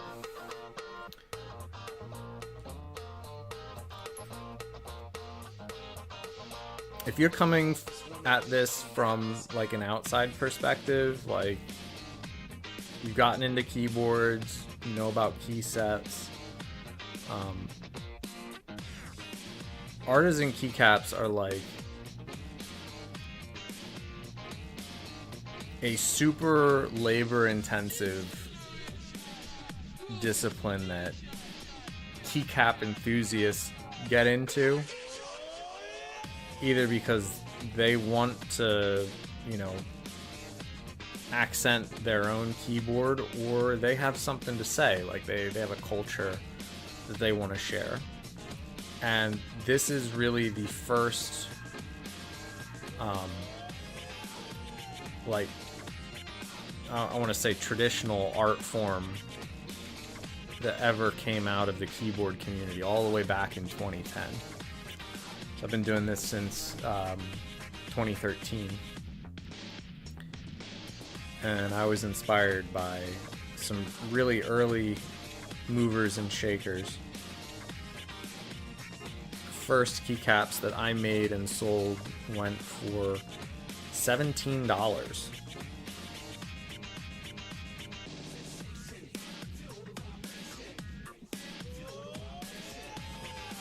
They are very old, and they don't look great. I think I could probably show those off some stream. I still have some super old stuff lying around. They weren't very good, but as I got better and as the demand started increasing, things changed, and the cost of goods has changed. I can kind of imagine going back to selling keys for like $17 a piece. But I hope you can understand that like $17 for 10 hours is kind of a rough trade. I would my wife would make me stop and tell me to pursue something else. Heck, I'd probably pursue something else, but I wouldn't stop making caps. I love this stuff.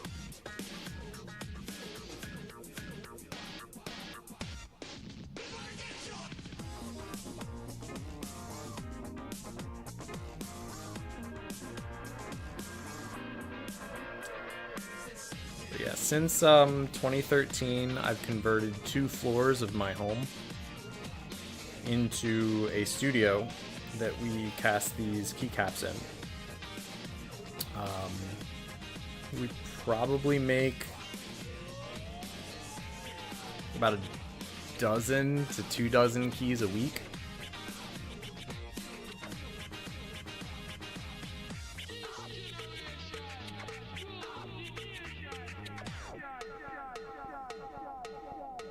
That's nice. I do that too. I've got keyboards on rotation.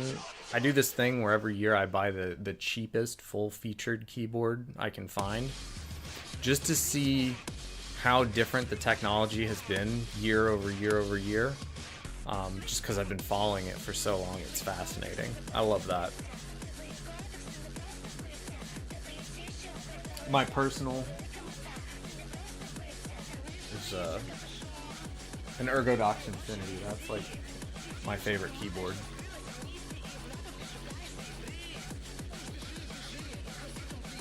But yeah, I do like I talk about the keyboard that I pick up every year, and you know, whether or not I'd recommend it to people. And most of the time I end up recommending it because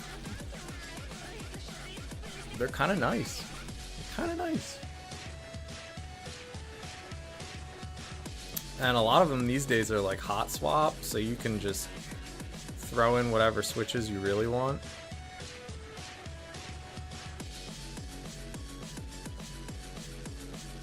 This track goes hard. Yeah.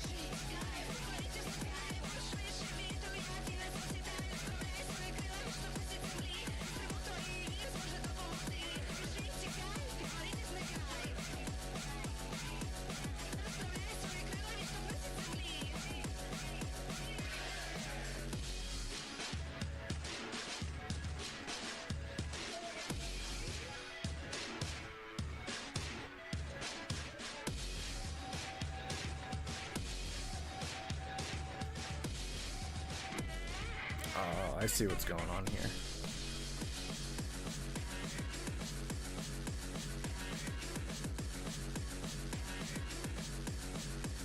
It's a little too fat.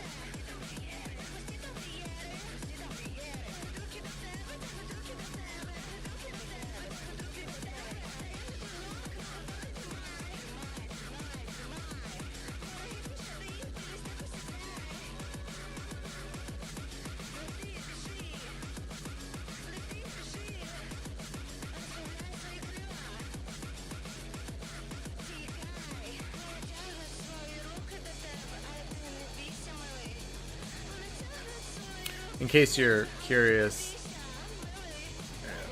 there's the edge of the tool right there. That's the size of the little pokey thing I'm working with.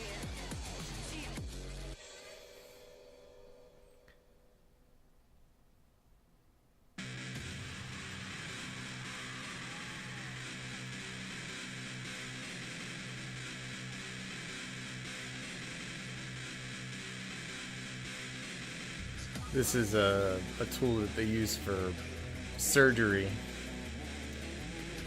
Surgical tool. I like it because it's a spade shape with a flat edge and a hook. So you can do all kinds of like cuts or pushes or pulls on material. I got this off AliExpress for like, I think it was $15. It's a coated titanium jobber. I like it. Same tool today though would easily cost me like $30. I should have bought like a couple hundred of them in anticipation for the United States going butt upwards. No, like ocular surgery, like in the eyeball with hands, and then like teeny tiny nerve surgery.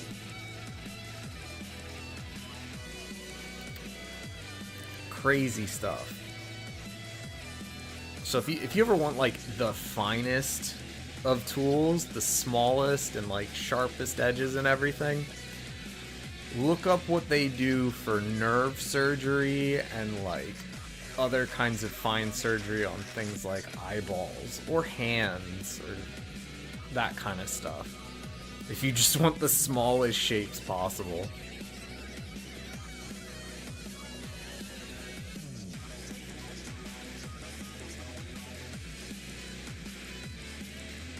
There are a few dental tools that are as fine.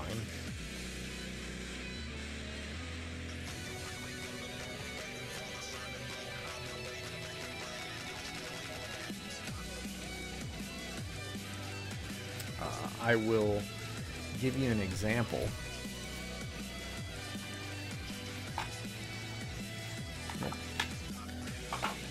So this is it.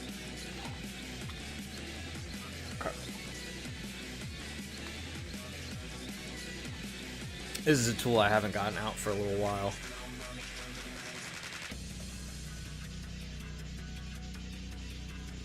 So this is actually a barbed, flexible steel wire. It can be used to, like, I don't know if you can, oh god, that cut deep. Like, it's abrasive. Like, that's the thing that's crazy about this thing.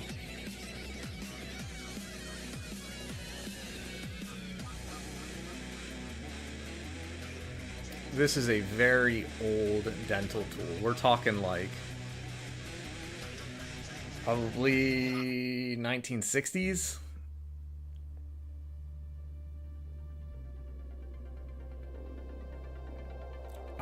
It was some new old stock dental tool that my grandfather had, just to give you a comparison. So there's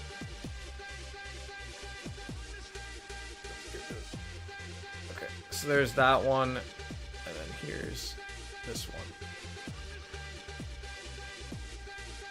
There we go.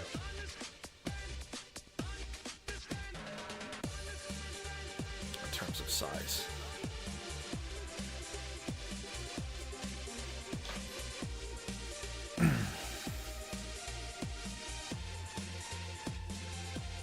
And the purpose of the kind of knurling on it is as you pass it over some, I don't know if you've ever noticed it, like for example, okay, so here's a dental pick. Here's some material. If I drag the dental pick over it, you're gonna get a raised edge, and that raised edge is gonna have some like stuff on it. Okay. That stuff is kind of titanium jabber, you said? I'm trying to find them on Team. No. I looked up different kinds of like really fine surgery, and I looked for tools specifically for that kind of surgery. And you have to get the type of surgery right. Anyway, so there was that dental tool, but if I take this and I drag it across, it makes a line. I don't know if you can see this, and it's the same thickness, but there's no cleanup that you have to do. None. So this looks like really defined, but that's just because there's a lot of crap on the edge. Like if I do this, you can see how much stuff that just kicked up. Anyway, that's what the knurling is for. It cleans up the cut that you're making while you're making it. That's what that knurling is for.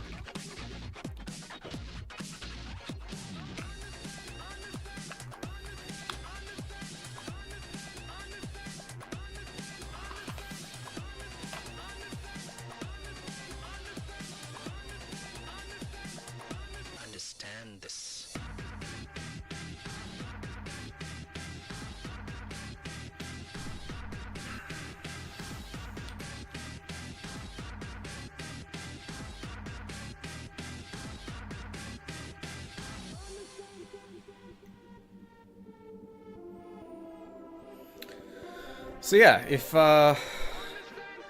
you think that what I'm laying out for you is interesting or helpful or whatever, please consider,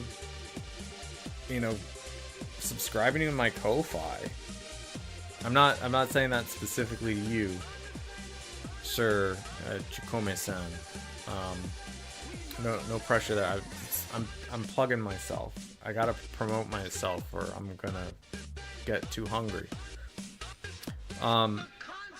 Yeah, if anybody finds my content enjoyable and wants to help keep this boat a-moving, please consider joining my Ko-Fi. It's got nothing related to this, but everything related to pretty stuff. I take photos, and that is my my way of giving back for now. I do want to offer more in the Ko-Fi, so more people saying what they'd want, from it would help me make it better.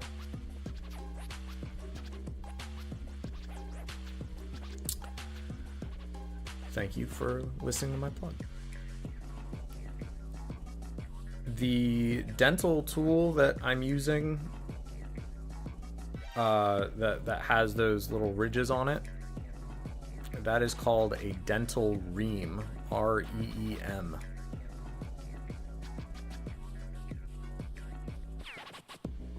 I think it's R-E-E-M. Oh my gosh. If I can't spell, this is a problem.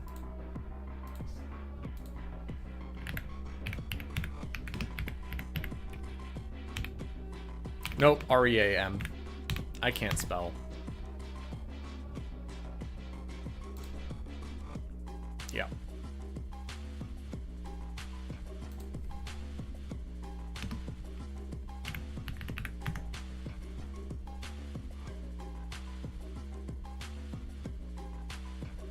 Yep.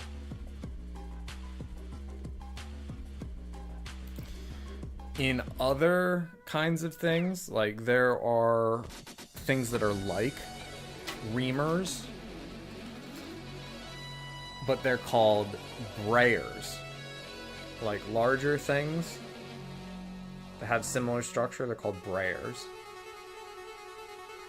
This is a woodworking brayer.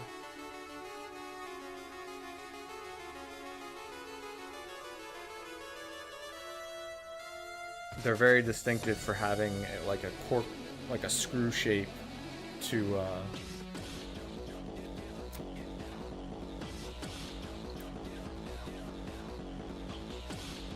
they're screwed up, man. They're screwed up.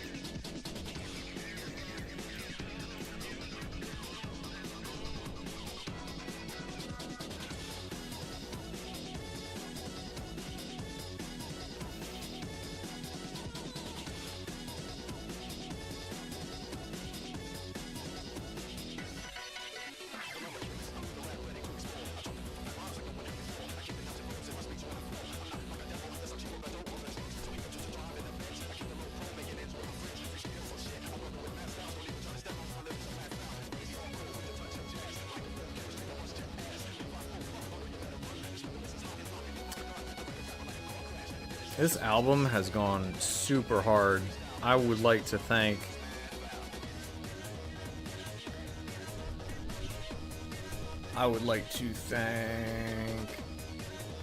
Ash for suggesting Jet Set Radio.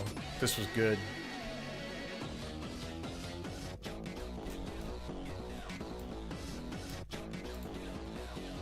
Yeah, dude. Okay, wait, you're going on a second raid tonight, dude? Or are you trying to beat me? Am I the boss? Or is the Oni the boss? Who's the boss?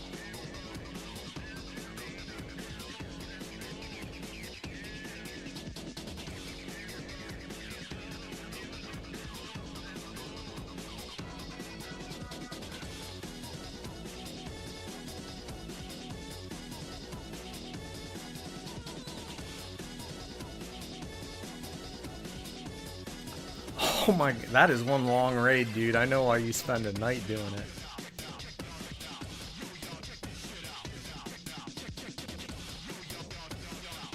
Yeah. Well, you know, welcome to the channel, dude. And I gotta be real. I don't know if you're following current events, but like your president is absolutely awesome right now. I envy the fact that you guys have like legitimate leadership, you know, who's interested in seeing y'all succeed. So yeah, welcome. Thank you for tuning in from Mexico. This stream hails from Pennsylvania on the East Coast of the United States. I have never been. I've never been to Texas, to be honest, but I've never gone south of the border. I'd like to someday, though. And heck, if I could teach people a little bit about sculpting, you know, I'd love to do that too. I love sharing information and spreading some knowledge.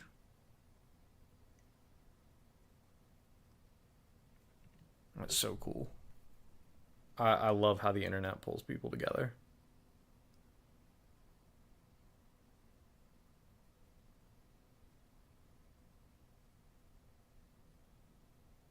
Okay, so that album was fire. That was a fantastic remix.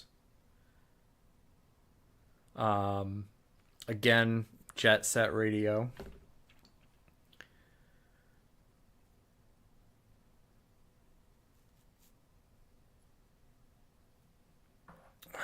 We've got to get another album up.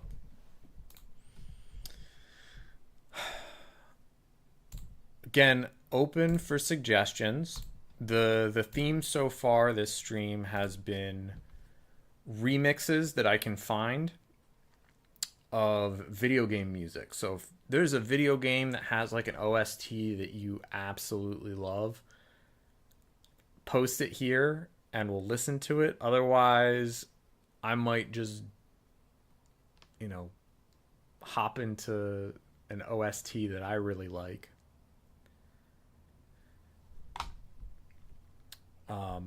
I mean, it's Katamari. Oh my god, dude. Katamari can be a little spazzy, like almost as spazzy as LSD. I'm not sure if you're familiar with LSD Dream Simulator. God, Katamari, Jesus, man.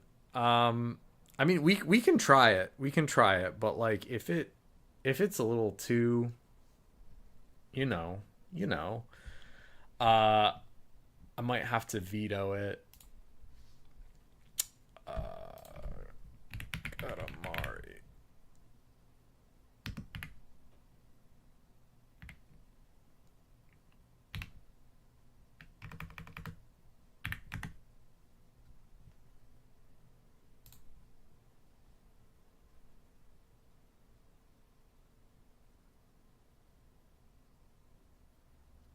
Okay. Let's give this a listen.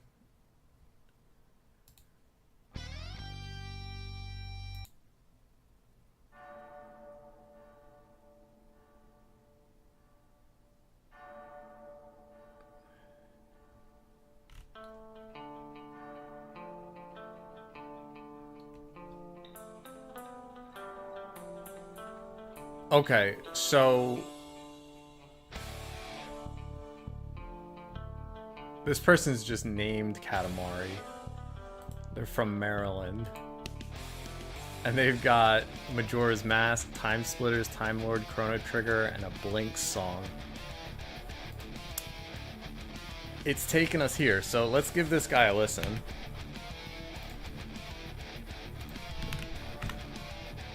Oh. No, don't do that. I'm spamming. I'm spamming. Can I, like, delete this? No.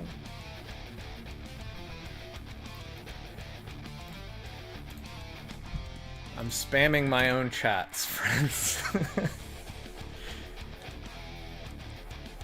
I might make a habit out of this, because I think this is a lot of fun. This is a lot of fun.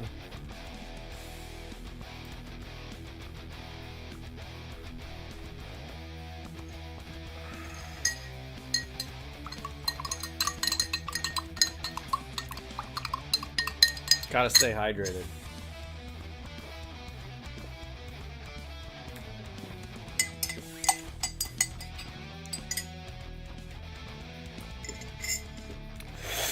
If you're curious about what's in my water, it's just creatine. Not because I'm lifting or anything, but because I'm old and my mind's not so great. So it kind of helps with brain fog.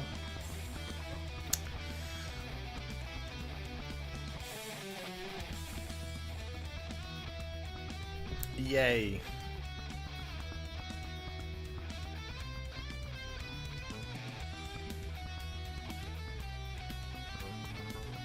Oh man, this baseline is great.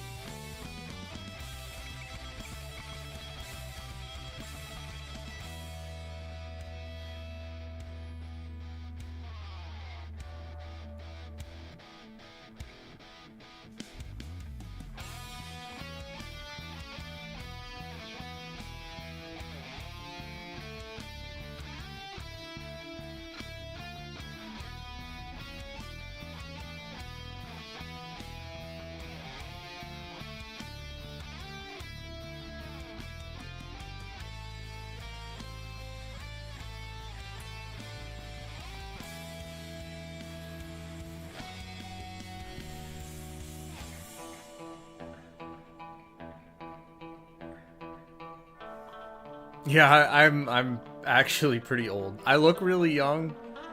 That's from my mother's side. My mom at like 60 looked like she was in her late 30s.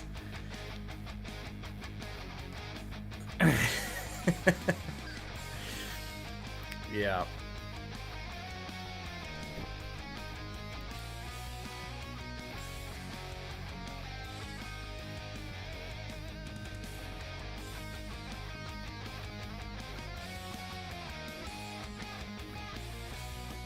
But, I mean...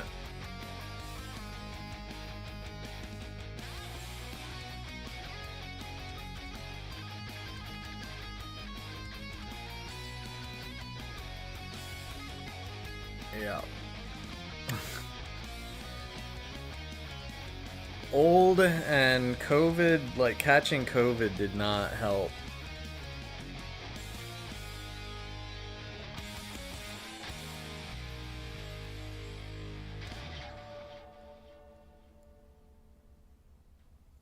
Catching COVID did not help.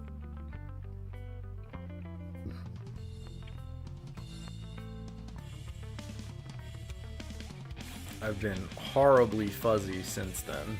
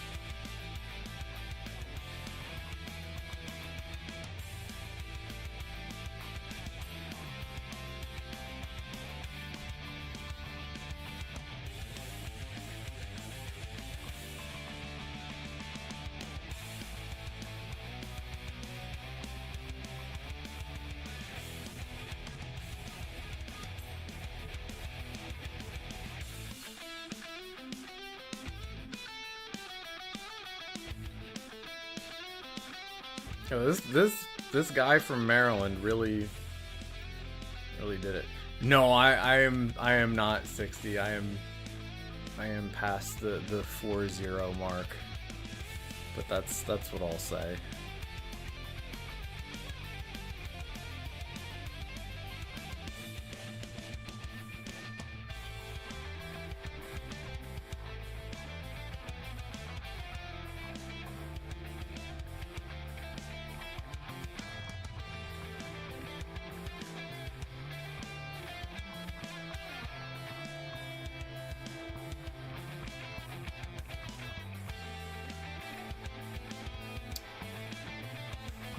I hope I look a third this good when I'm 60.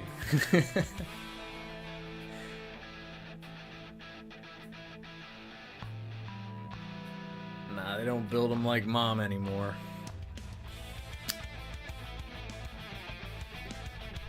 Mama, ooh.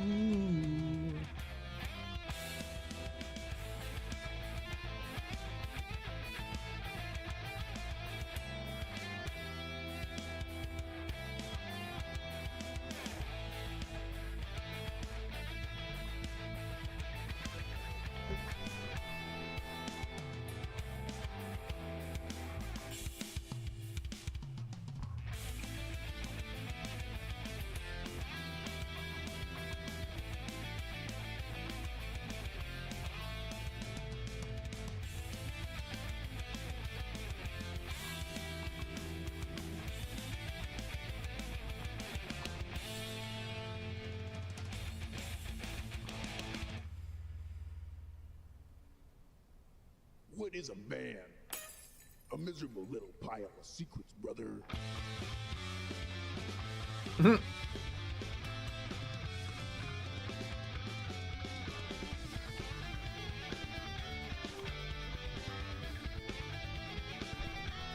Alright, thanks, Dracula. What is this?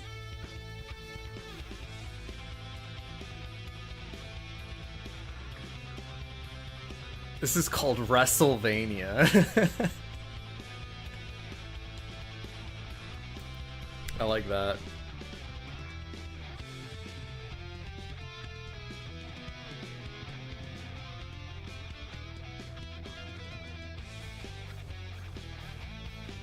I'm starting to understand this person's genius. Their genius, it's so very apparent now.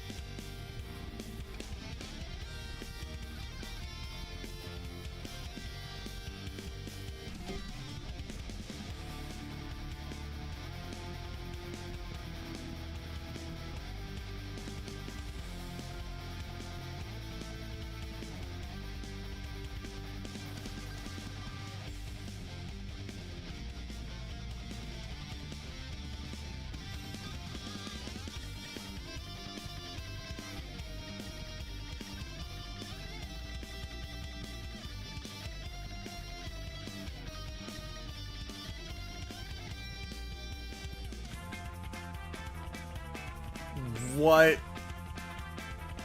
This is legitimate ska. What the? Oh, that was too good. That was too good.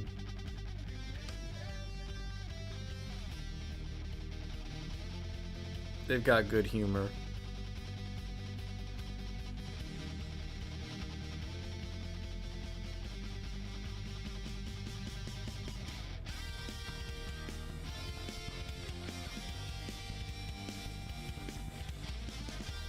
Oh, that bass. You hear that slap? That's good shit.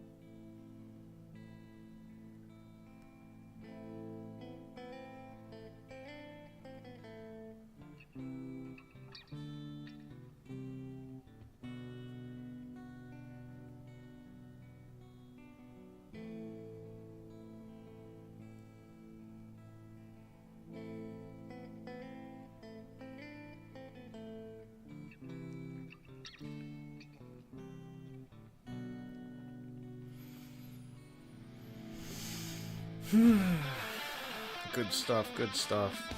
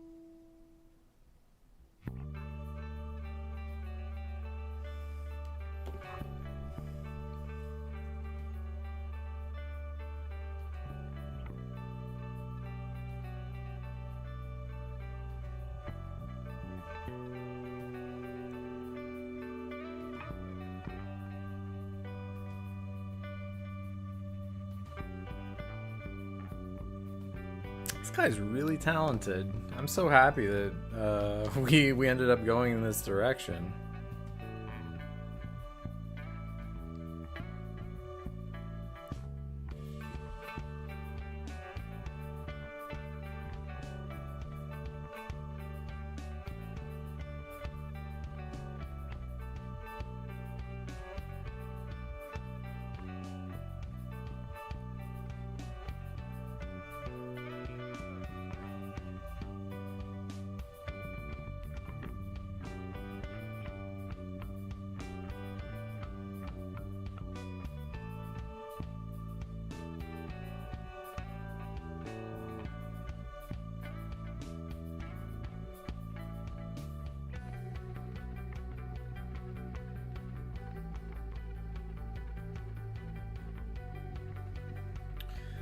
Do I like this?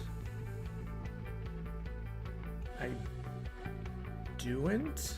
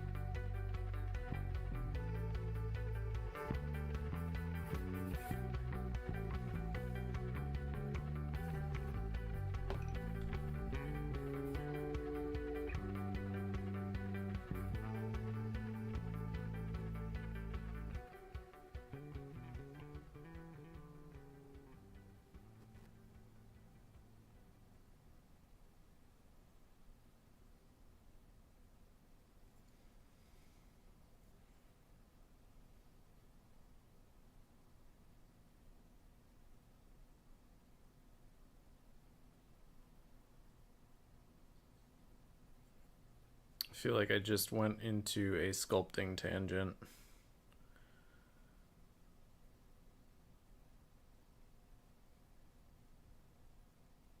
I'm chasing a detail and I don't know why I'm chasing it.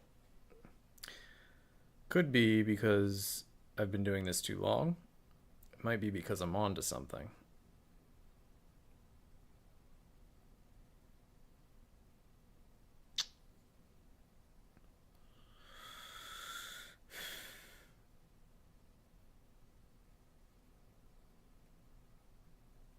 Does this work? Is this real life?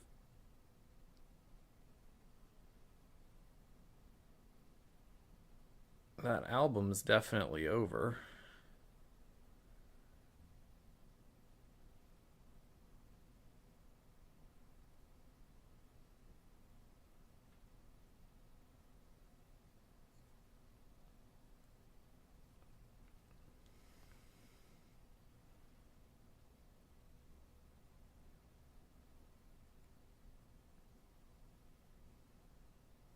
Okay, I've just made everything harder for myself.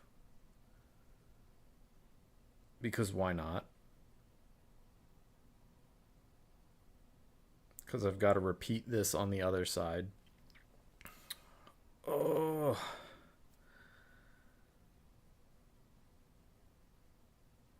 But man, I love stuff like this. I love these stupid details.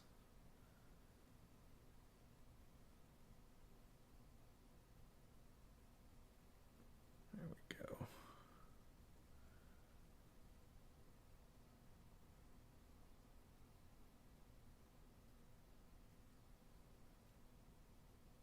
I'll just round that edge out.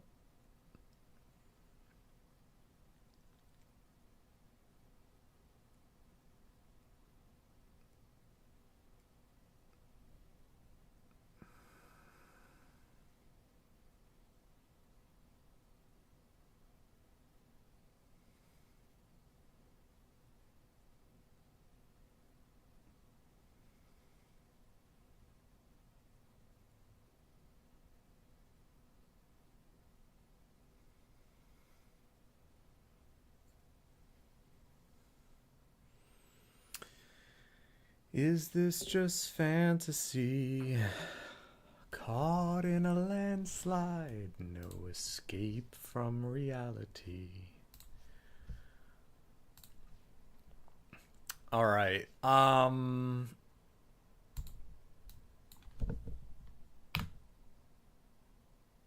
Let's play a game. I will pick the next soundtrack and y'all the next OST and y'all have to guess what game it's remixed from.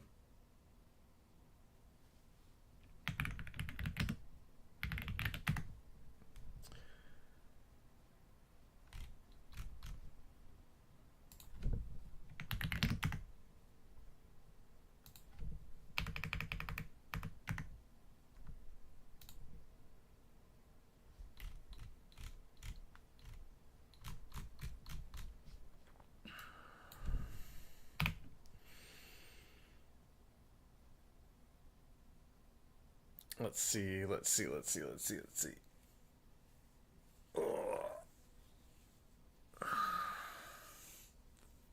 I gotta think of something that is recognizable enough, but isn't just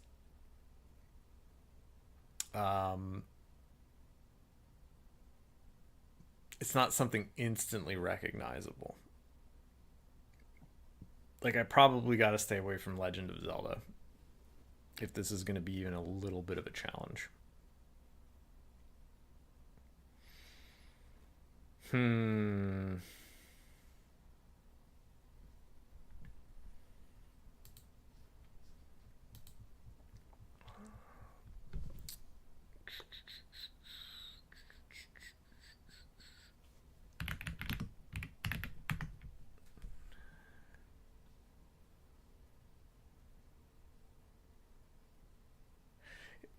I have a feeling that this is going to have some dead giveaways in it. But let's try it.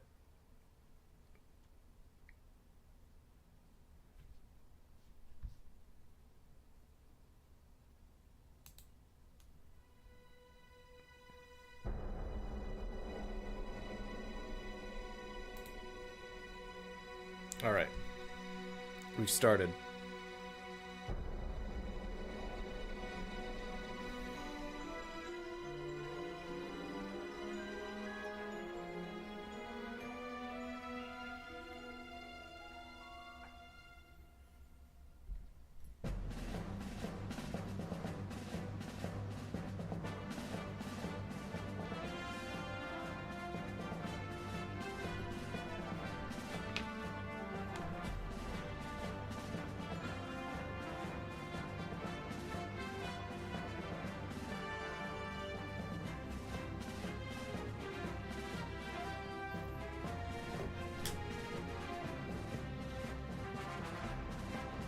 Nope, it's not Dragon Quest.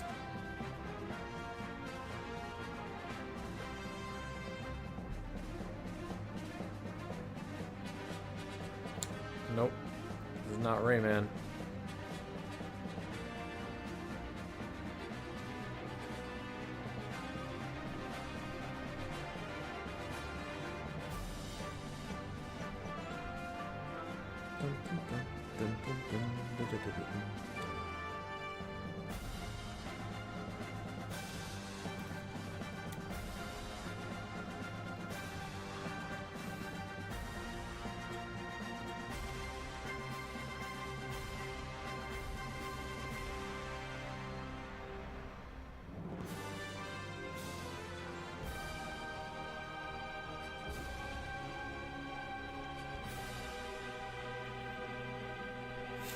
This should be very, very familiar.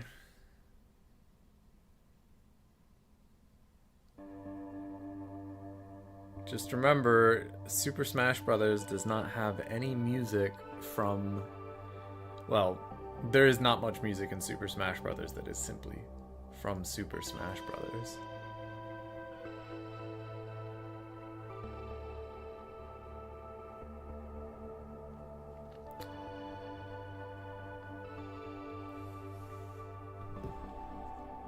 Nope, it's not indie.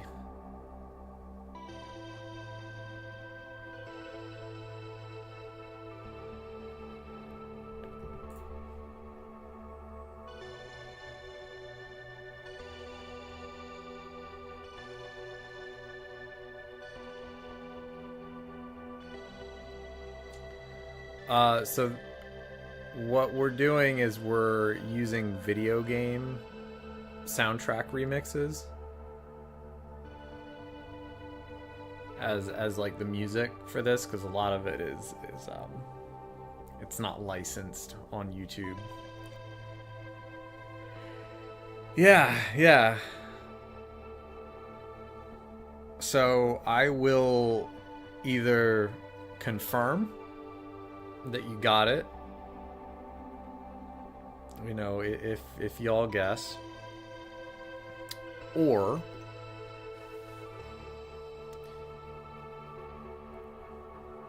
what console or generation? I can't do that. I can't do that. I mean, I guess I can, because it's been a lot of consoles. We're talking about I guess it would be like, I want to say third generation. That's like Genesis, SNES, right? The 16-bit era. That's where we're at.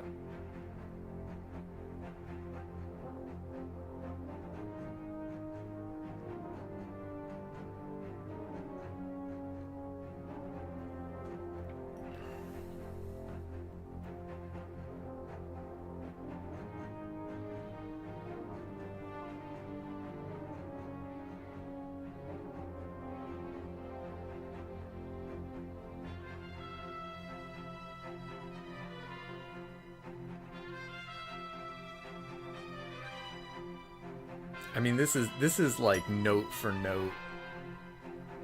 And no, it is not Fire Emblem.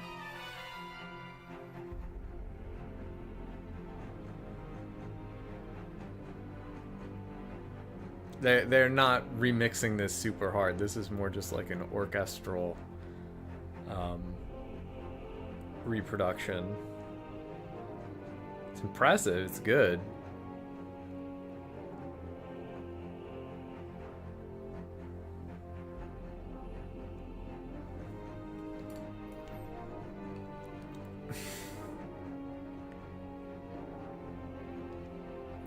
Sounds so familiar, doesn't it?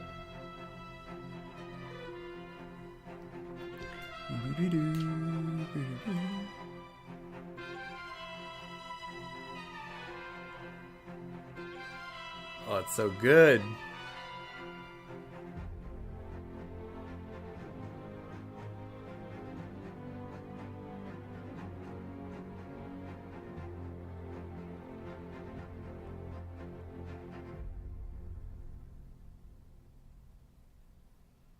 I think the acoustic instruments like make it too down to earth, if you know what I mean.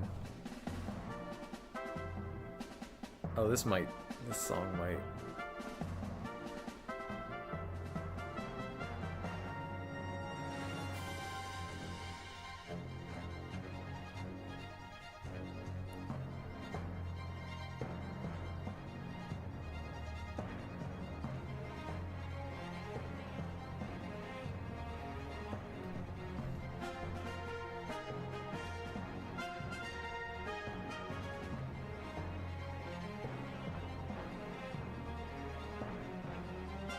So I'd need 3 I give ups in chat. We listen through it to the end, or y'all just you guess it.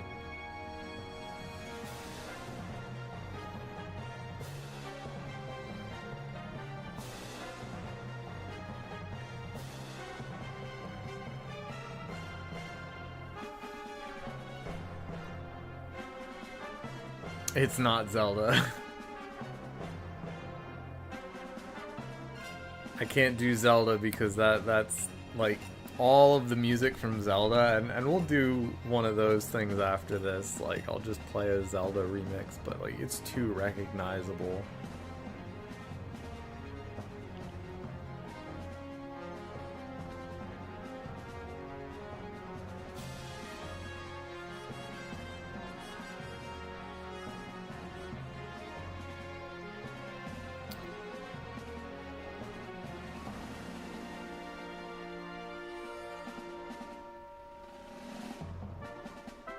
It's still so crazy to me that like scores this complex ever made it into video games. Yo, Ash, you got it. Ash knows what's up.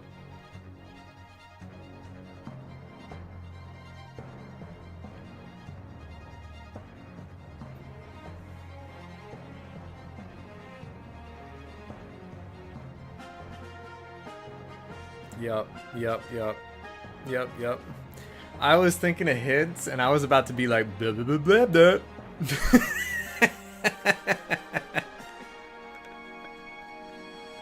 Would that have given it away?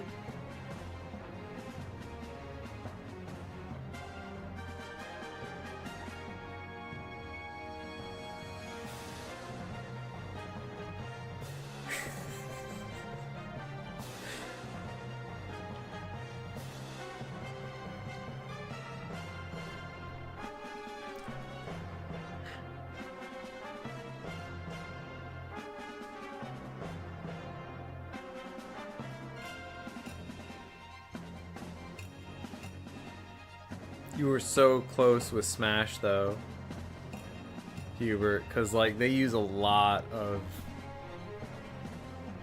Star Fox tunes in a lot of Star Fox tunes in Smash.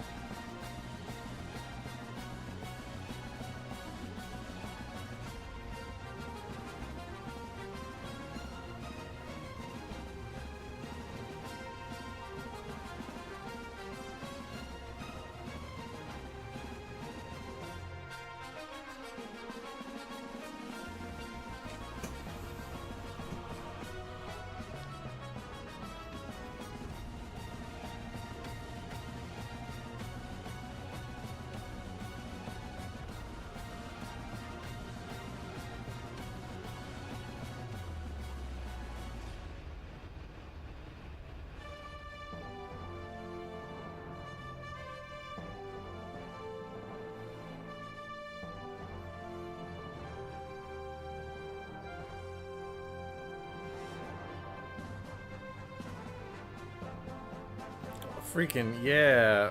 Roll credits on that level, man. We're counting those points that we got. We're flying out of here. Oh man, I'm there. I'm in the cockpit.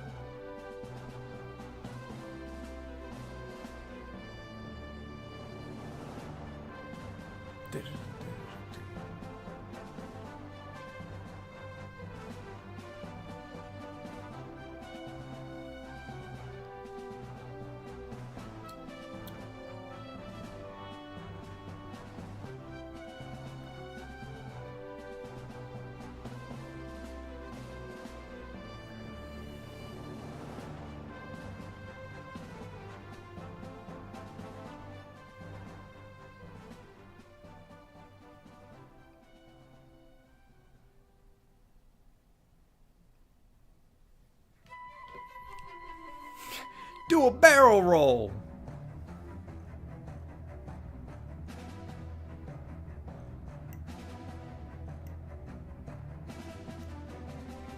I think it was the N64 version of Star Fox that had like the honest to God recorded voices of people.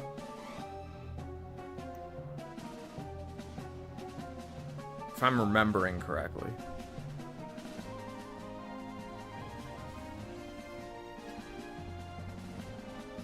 The littlest, the dumbest, littlest thing would happen. You'd get hit, and they're like, do a barrel roll! Son of... If I do a barrel roll, it's not gonna save my ass. I'm getting chewed up out here.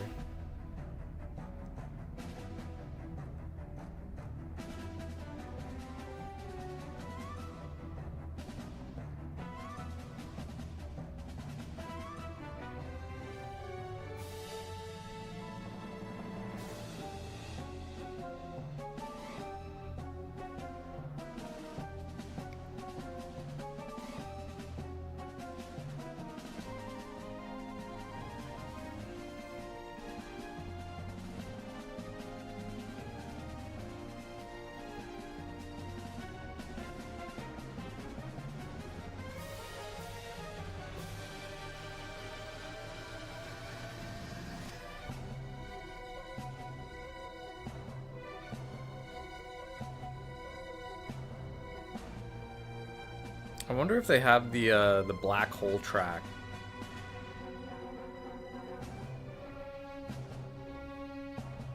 I don't know if you guys ever like worked through the black hole ever in your playthroughs. That was some scary shit.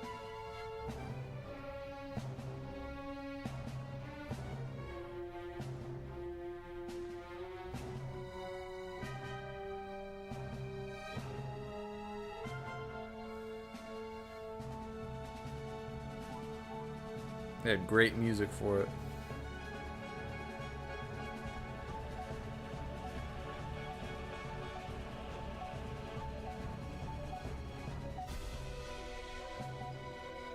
What was that woodwind arrangement? It's so good.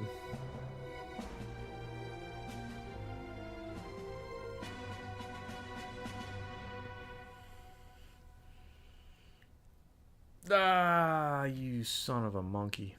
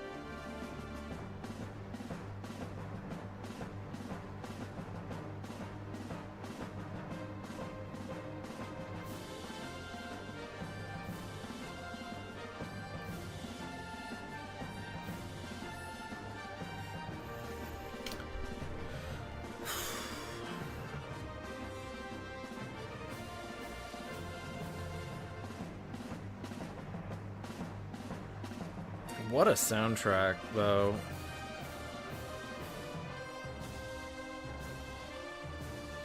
Befitting of a space adventure, though.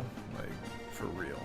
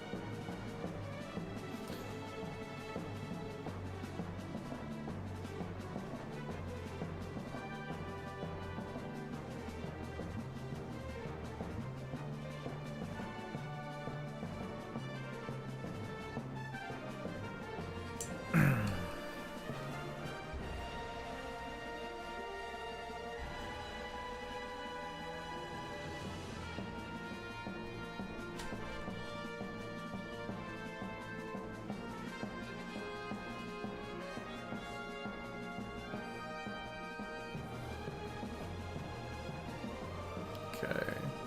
It is 11:37 Eastern Time. In case anybody's just been hanging for a while and hasn't checked the time.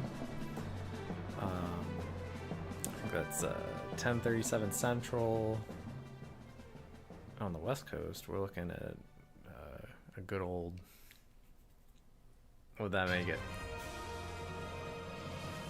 8:37?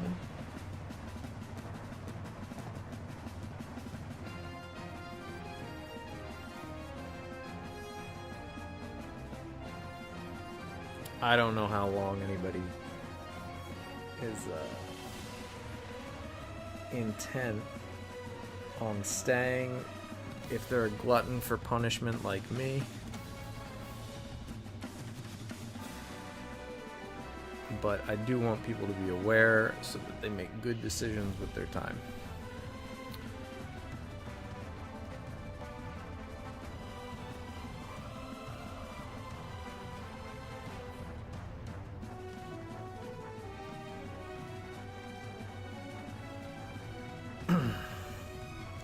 I am currently looking at this sculpt from the top here to make sure that it is nice and level. That's my current objective.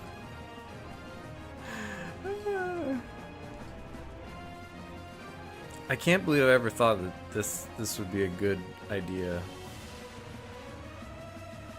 I mean, like getting into sculpting and casting.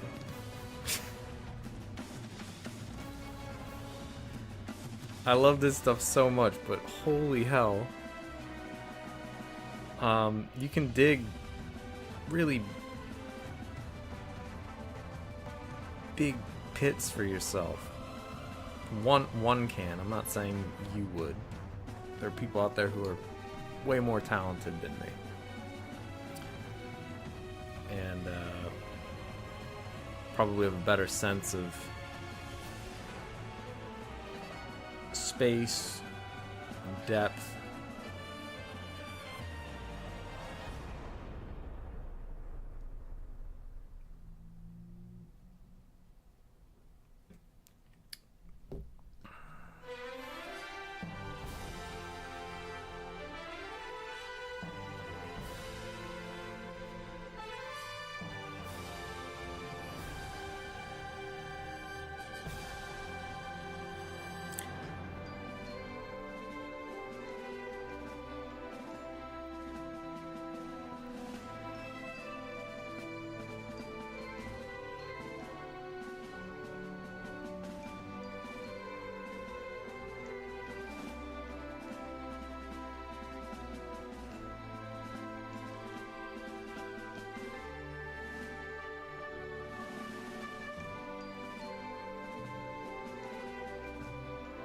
Some more victory music.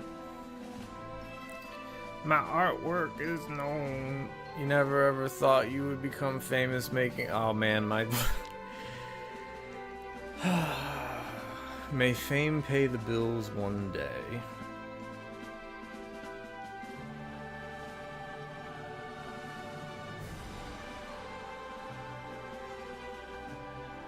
I mean, in the present time. My art used to pay the bills, like, really well. But not in Tramps America.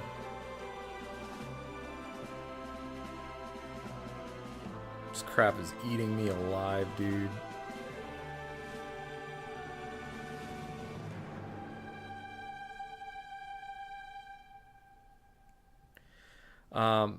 No, like every single fan that tells me I'm doing a decent job, you know, anybody who appreciates what I do is and will always be a friend. Even if they stop really enjoying my work or, you know, what I'm doing with it. It's opportunities to be a maker that have made this experience what it is. And I mean, that could very well come to an end. I'll be very candid. I've faced bankruptcy like 3 times doing this.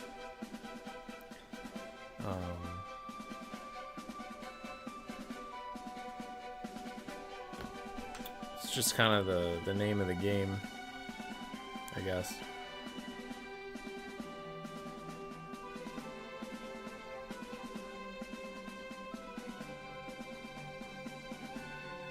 But like not each and every single time was due to a failure of the artwork. Like I've tried to expand my business several times to include other kinds of medium and that's like failed.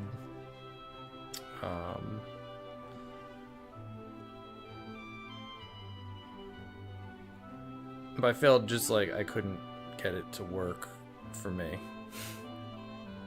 That's failure, right?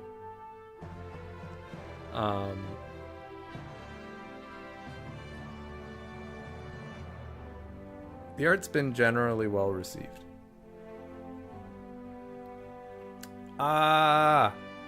Yo Raiders. Hey, what's up, Diego? I mean, who's that?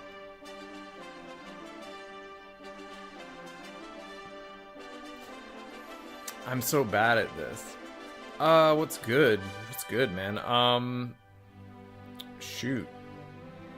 We were playing a game earlier. Let's play a game. Where we're playing like remixes of video game music. And I had people in chat guess what video game this came from. This is the Oni Thulu. So you're probably familiar with Allhex, and he likes like the Gojira, and he likes the Japanese representation of demons, the Oni. Yeah. And he's like, hey man, I want like these kind of characteristics that are definitely Oni related, and I want it I want a Thulu of it. Yeah. So let me okay, so I'll go over the game plan with you. So the idea, you run weed colorway. Oh.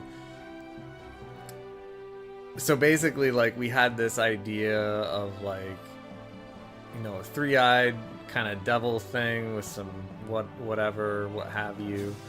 But I was like, you know what? I kind of like that that lower. I don't know what the weeb colorway is, by the way. Like I don't know what that is, and I'm a weeb. So this is the big thing here. We're doing like a boar tusky thing in the bottom thing with 3 teeth, and then we're gonna have kind of like a Davy Jones style like mustache tentacle thing coming to either side. So we got some stuff going on, and this is going to be the skeletal structure for it.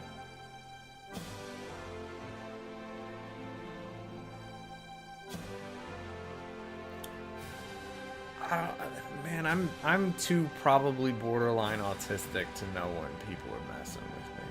It's okay though. If I took you seriously and I made a weeb colorway, it'd be good. Yeah. Diego wants Demon Slayer colors. Yeah, fuck that, man. I'd give him what's that Deer Girl show? I'd hit him with that Deer Girl colorway.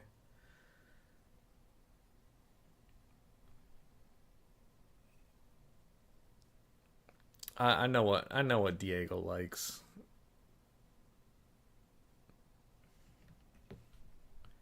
Yeah, okay, so there's this like yeah. Uma Musume.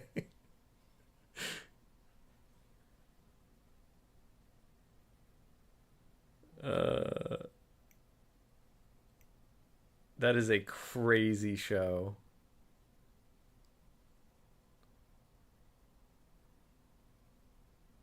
That is a crazy show.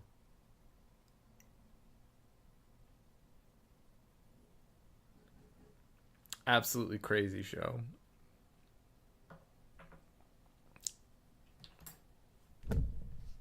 Are you sure you're not talking about Genshin? Bro.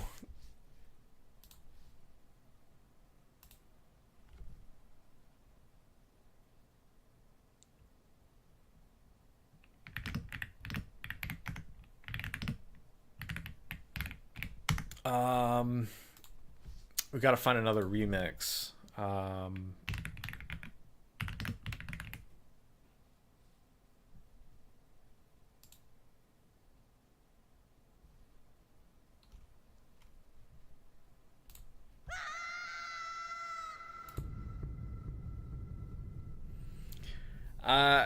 Yo, dude.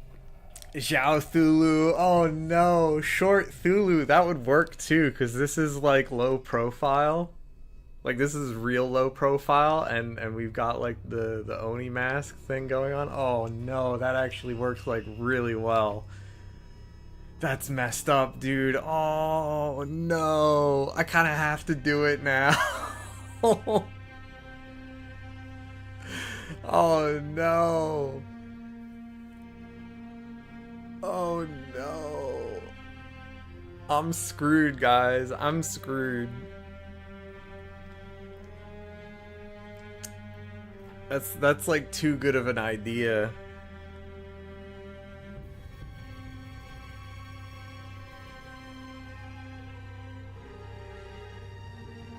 Nobody's talking about Zhao anymore though. They're all like Mommy Lauma.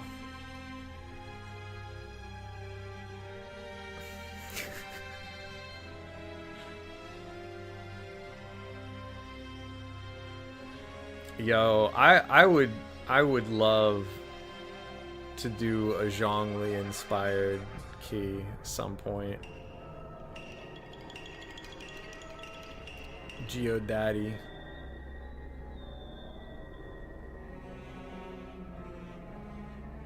It's basically just a Geo colorway though. Like they've been really uninspired with the Geo character colorings.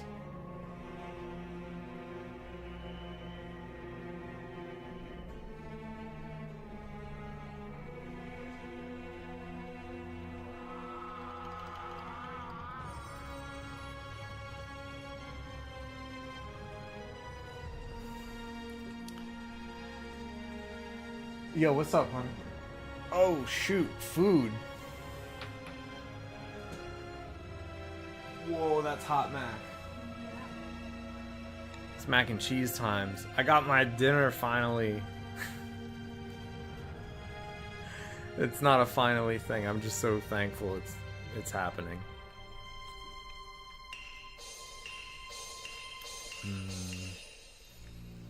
I'm sorry y'all for the mukbang, but it's happening. We're doing it live.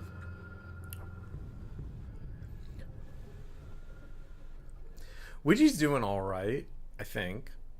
She just took care of cooking Bowie's food for the next few days. It's kind of a big reason why we're not casting today is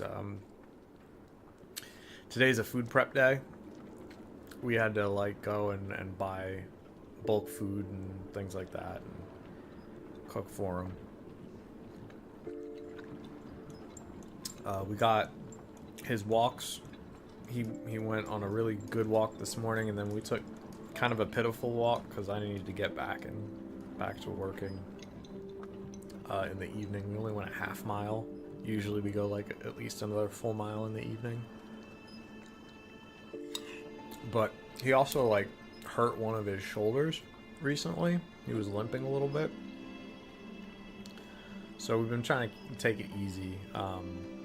We put him under some red light, and that seemed to help him. He didn't limp so much after that. And some rest. But that's where we're at there.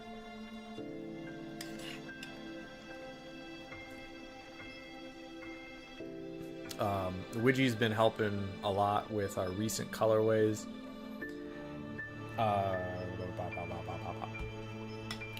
Stay. Okay. So, Diego, I don't know if you saw this, but it is formerly known as, it's our like Prince inspired colorway, and Earl has got like a mad wig. He's looking good. He's got some sideburns. She's been involved in all of that and all the marble stuff that we've been doing. Thank you.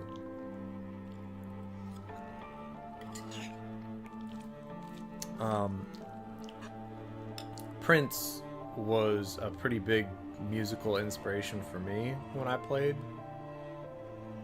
So it made me really happy that commission came through, and then the commission holder was like, yeah, just do a sale for everyone. I want to see that go out.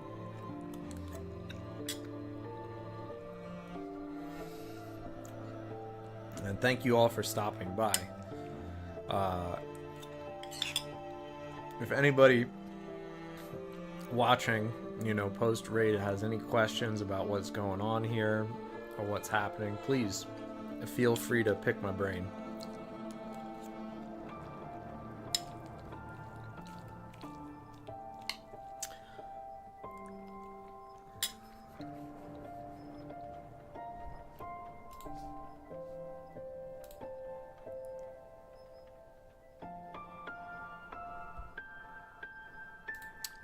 Guy Pikel, who commissioned that, has just been messaging me about some watch straps that he's been making.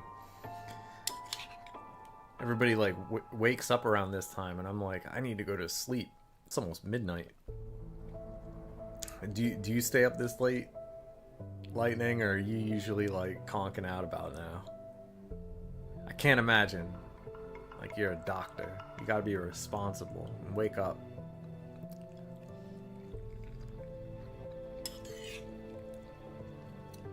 You've got a doctorate anyway. Dr. Lightning.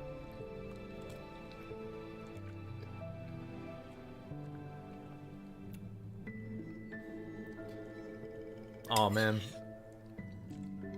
I get that. It's having a dog will wear you out. Not saying you should get a dog, but holy heck. especially if you walk them twice a day. I'll be like, man, I could stretch out, and you can stretch out on the couch, and it's over. It's just over. Game over.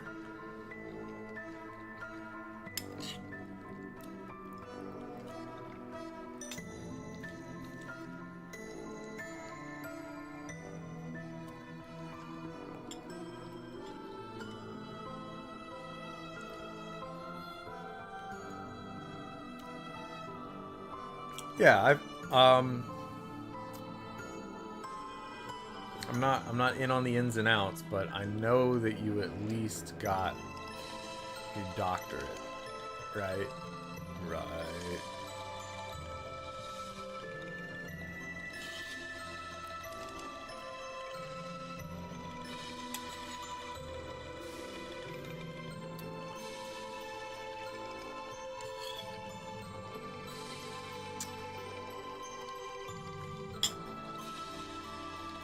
That's how you know your keyboard is built well. When the guy who made it or assembled the thing has their doctorate.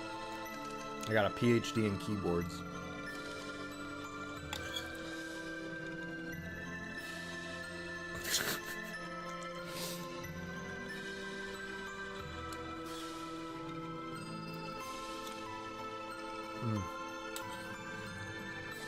Okay, so this Majora's Mask remix, it's accurate, but it's not ticking my boxes. Since we have a few other people in here now, what I'm doing so I don't get like copyright struck or what have you is I'm looking for remixes of video game soundtracks. So if y'all know like an OST from a video game that slaps, just let me know. Like, just type it in the chat and we'll find something. We did Earthbound earlier. We did Jet Set Radio.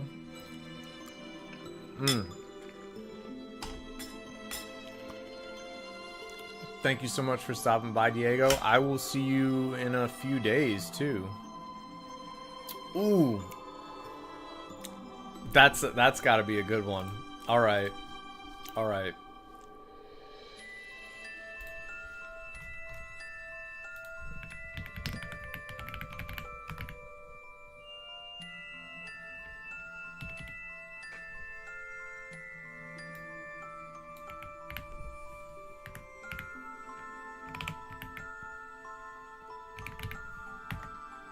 Wow. Okay. Diego hit me with like the best. You have a good one too, man. Ace Attorney has a bajillion remixes. Phoenix Wright Ace Attorney remastered from 2021. Or do we want Ace Attorney Remixes Volume 1 from 2012? You know, back when the internet was still good. I gotta try the old album. We gotta try that.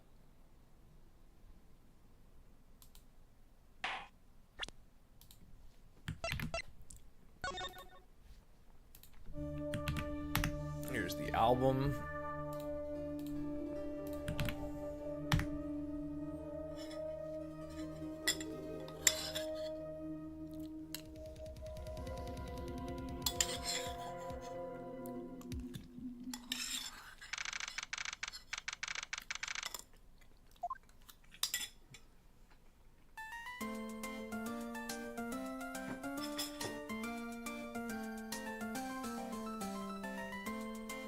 Alright, and back to sculpting. I will say, cheesy dishes make me thirsty.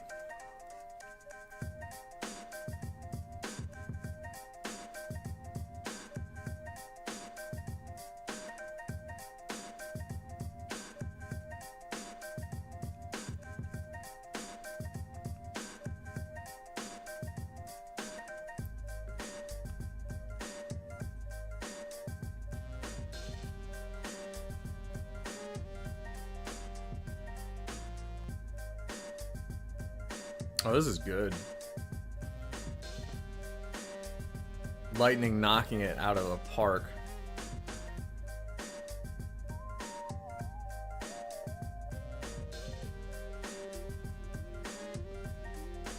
Alright. Back to the Onithulu. These two small ports are where the nostril tentacles are gonna come out of. I figured that since this is like a demon and not just a underwater sea creature, it's got stuff like a skeleton that would protect kind of the base of the tentacle.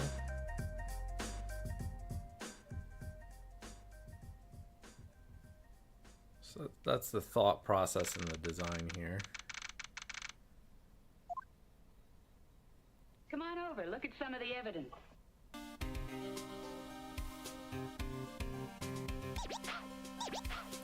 What?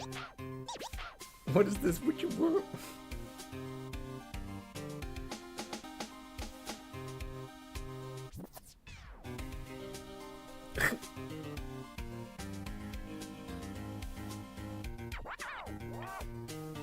What? This is just like the right kind of goof.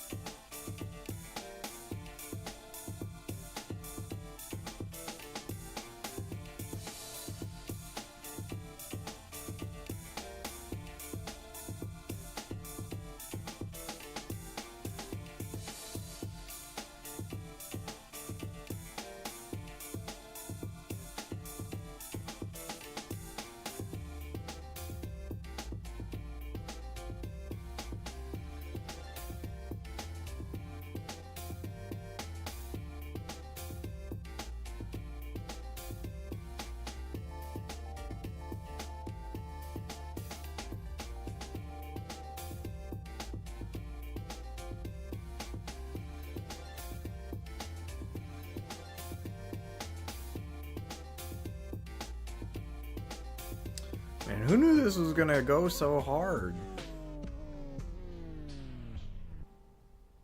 Who knew I was gonna break it?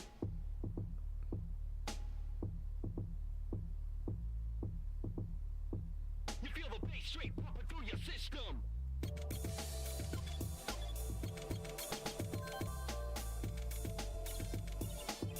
Everybody get down.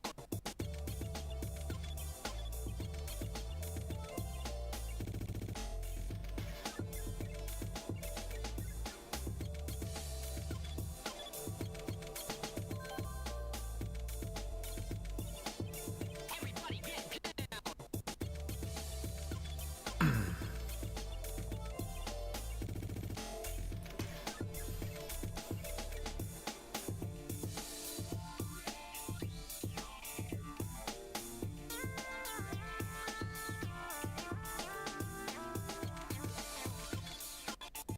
I'll just keep my mouth shut so the good songs keep going good. Maybe I'll also like get this sculpt done. My ears are starting to hurt a little bit though, because these guys like they sit in. I'm not a big IEM guy. Usually I like over ears, but if I've got my big over ears on, it kind of feels like I'm shouting all the time. It's weird. I don't know. I haven't found my perfect listening streaming solution yet.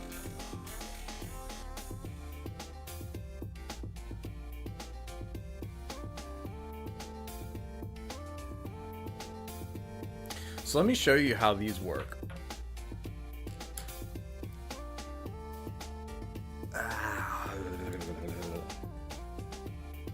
Oh, got one of the ear tips in my ear. This is it, by the way. I know that looks large, but that's because these don't actually go in the ear. So this gets lodged in I think it goes in there. Yeah, yep. So this hook pushes in this part of your ear, and then the like this divot in the ear gets filled up by this big honking thing, and then the loop goes over top of the ear. So these don't go in the ear, they just create a seal with this part of the ear, and they're tuned for that too. They're not supposed to go like in your ear. And these are open backs too, so like I can hear perfectly through them. It's basically like wearing open back headphones. The only thing that gets me is like, that's a lot of stuff to have, like pushing your ear out like this. It's kind of what they do. To get that seal, it goes. So it's all this part of the ear is getting stretched out, and after a couple of hours, and it's been what, almost 4 hours? Yeah, it's been like 4 hours. I get a little sensitive. Oh, Cashley, you'd probably love these. They sound fantastic. Sound fantastic. Alright, back in they go.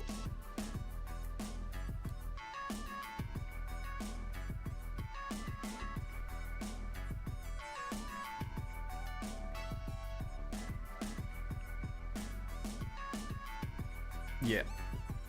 Let's go.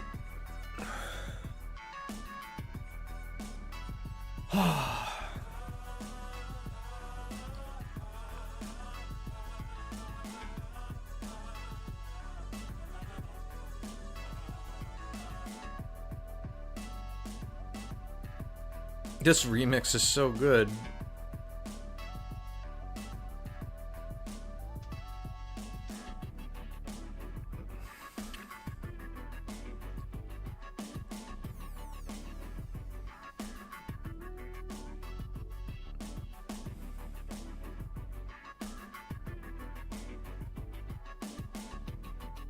Okay, so I got caught up working here, but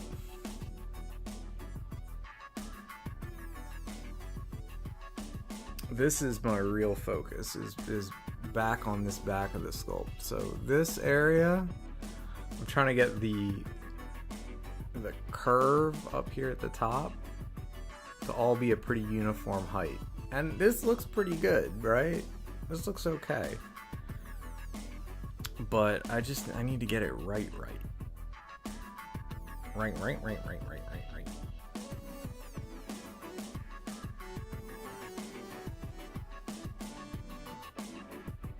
Okay, wow, I just saw some pretty... Was I seeing some curve on the nose now?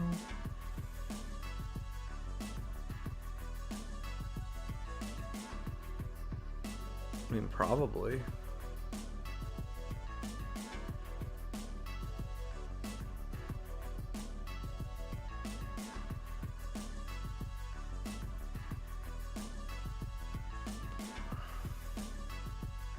There's curves all over this. We're curving and swerving.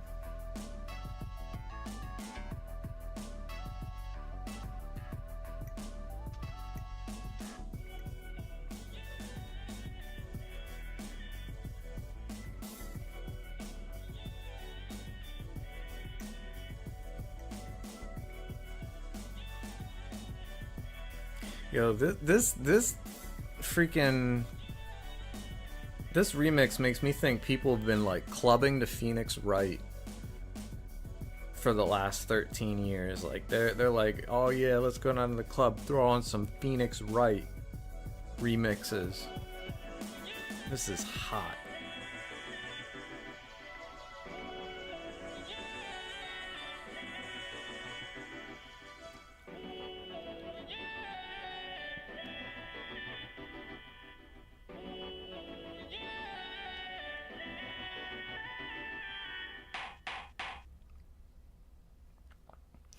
Yo, I don't know if you ever saw this one YouTube short, but it's like a guy remixes the the Imperial March with, I think it's one of the themes from Final Fantasy VII. I gotta find this real quick. Cause it's so, dude, it slaps so hard.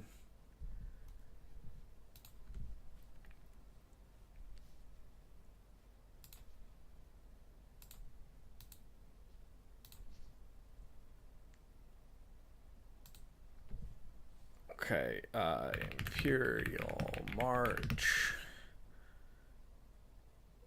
Final Fantasy VII Battle. It's the battle. Mashup.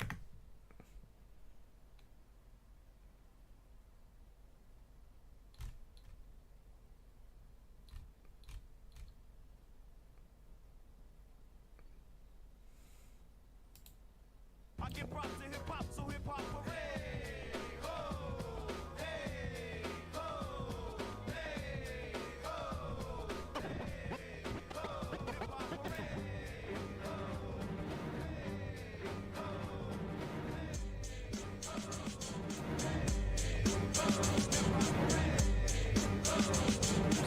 This is how we do it.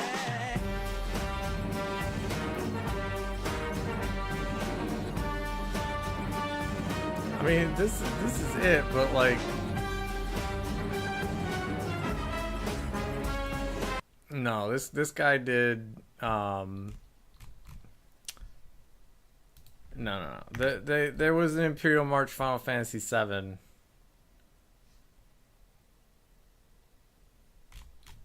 Thing.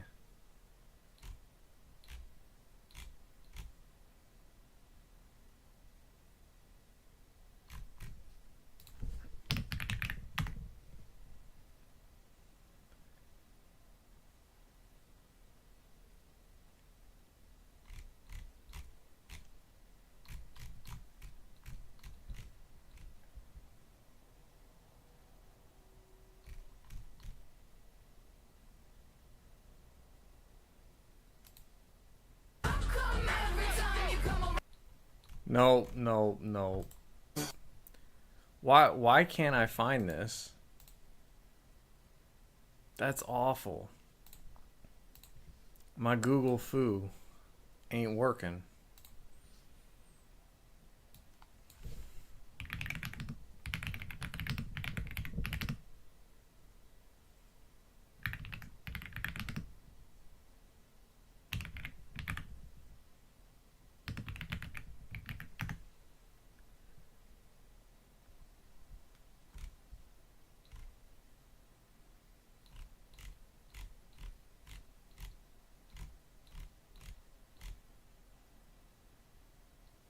Because that was the right influencer, creator guy.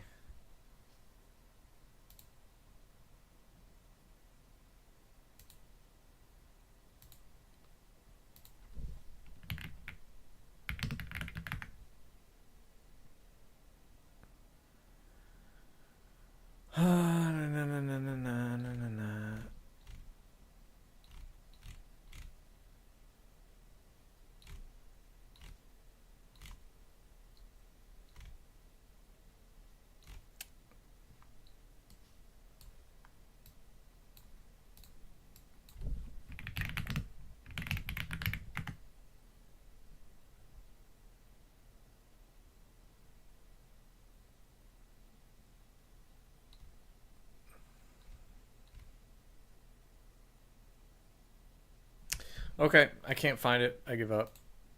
I give up. Wait, you found it? Hold up.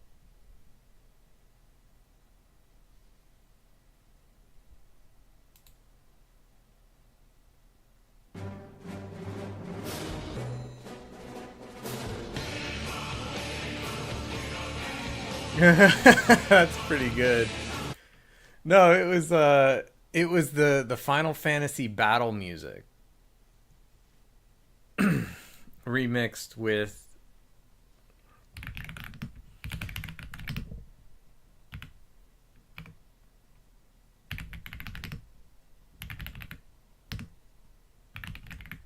it's Imperial March.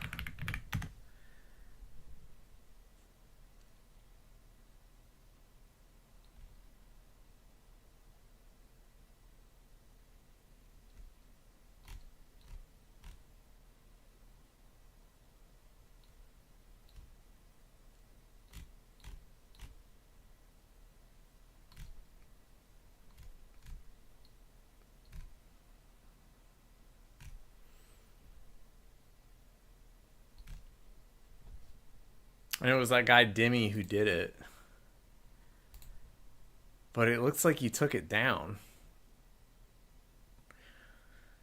Oh well. Oh.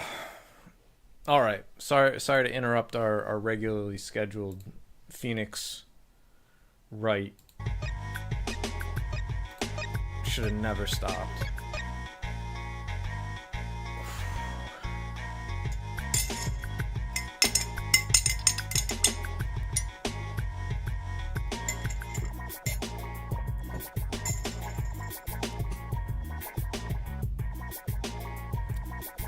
Gotta take my shoes off.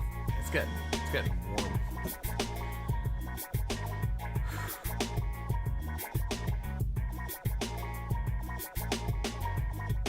Let me see how my camera's doing. This thing just feels like a fireball. Okay, we'll get a little bit more work done, and then I'm gonna like take a shower because I'm sweating. Go to bed.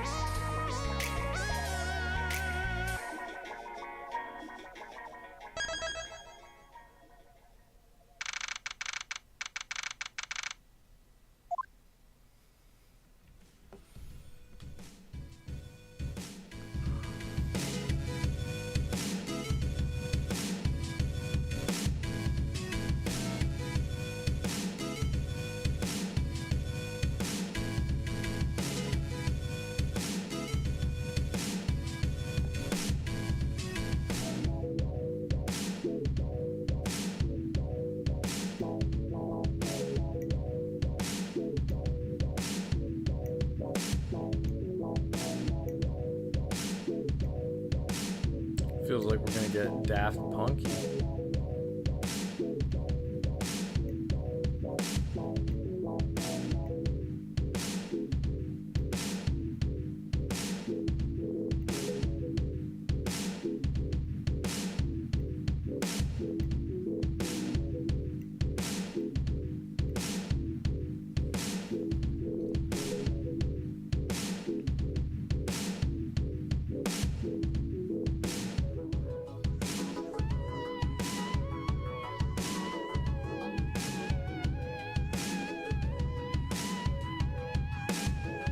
Man, sculpting is weird. Sometimes, like, it's really hard to tell whether or not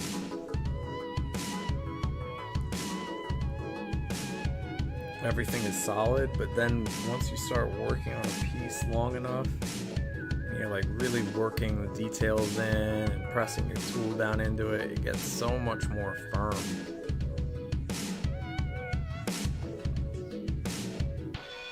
And And then you drop it onto some knives and it gets cut up and you're like, ah. It's never happened to me. But it could. Let it be a warning.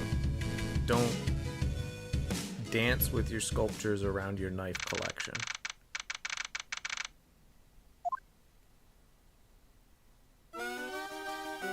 And yes, I am getting tired, so I am gonna say some weird stuff.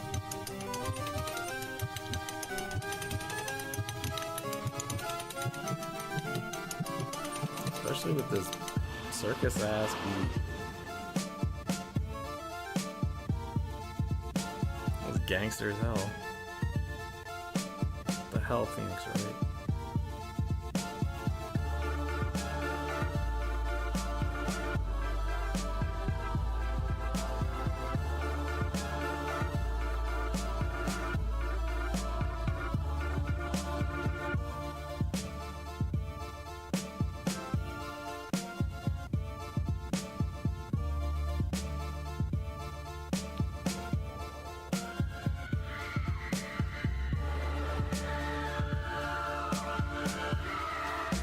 Why are so many people screaming? Is this like the Beatles where somebody's really popular?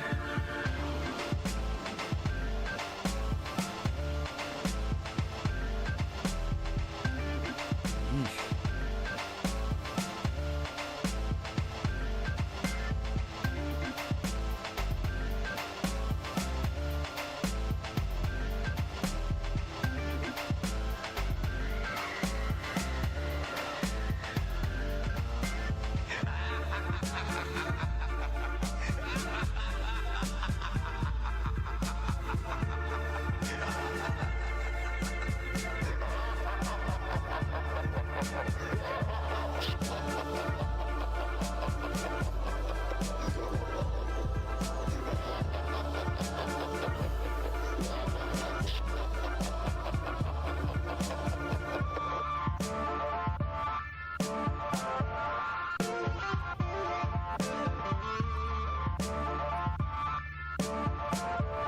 It's danger time.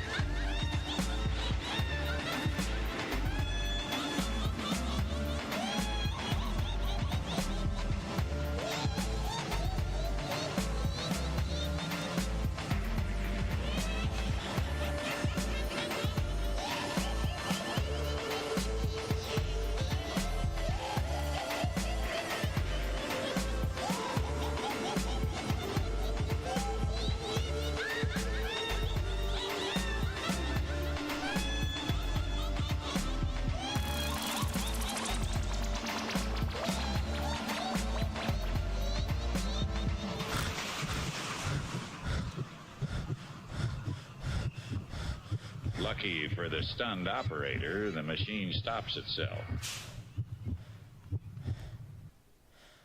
That was an experience.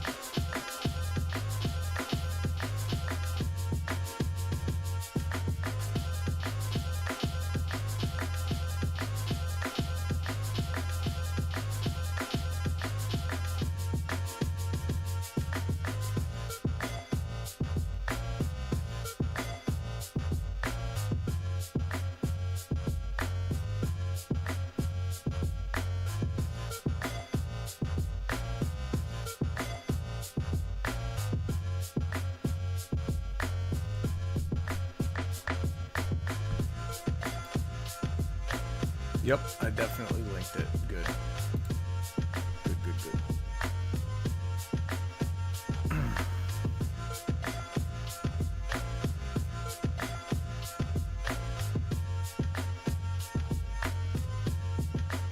I feel like I gotta put this album on my wish list too.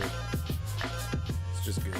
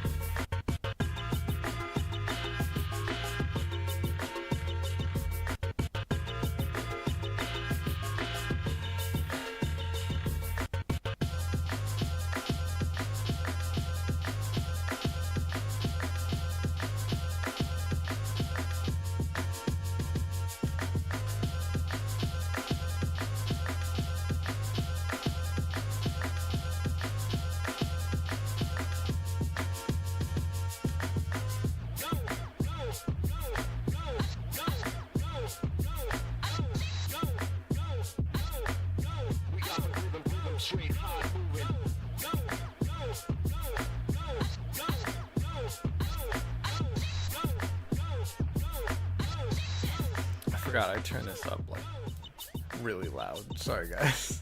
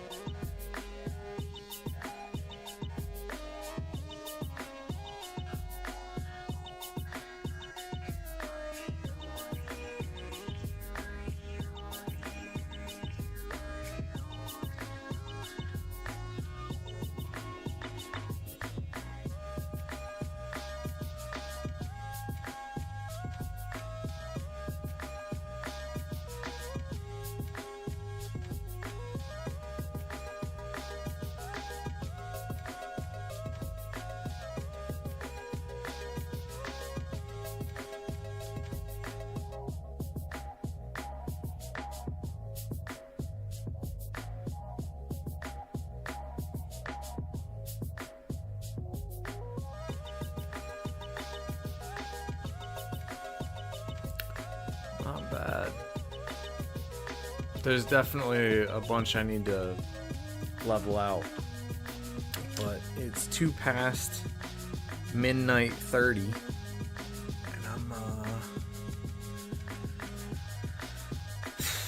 I am fading. Shrek is fading. He's been thrusting his pelvis like this for God knows how long. He's a demon. An absolute madman. Anybody else streaming right now?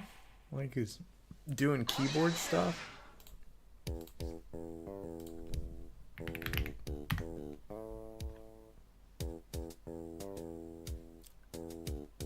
Oh, Lane's.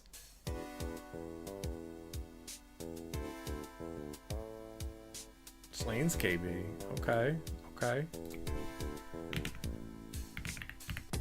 What is it? Exclamation point raid. KB. Let me see if I've got this down.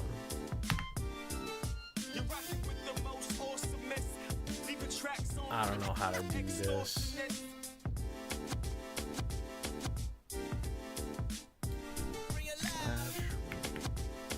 There it is. There it is. It's slash raid. Lanes KB.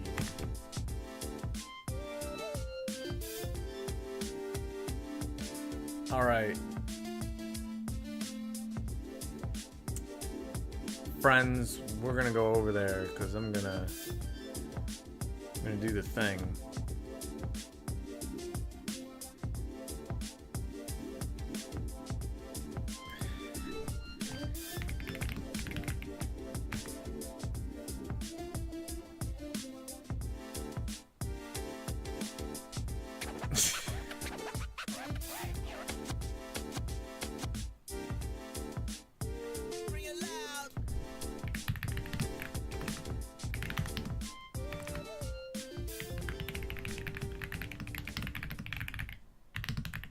See you next time.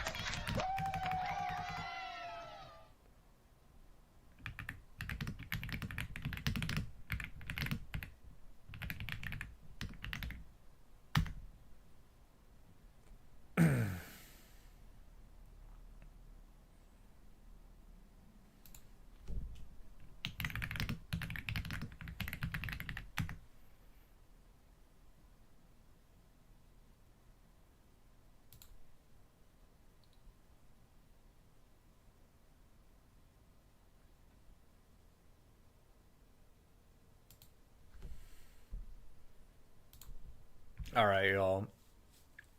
We successfully did our raid. Let me see what's happening with this.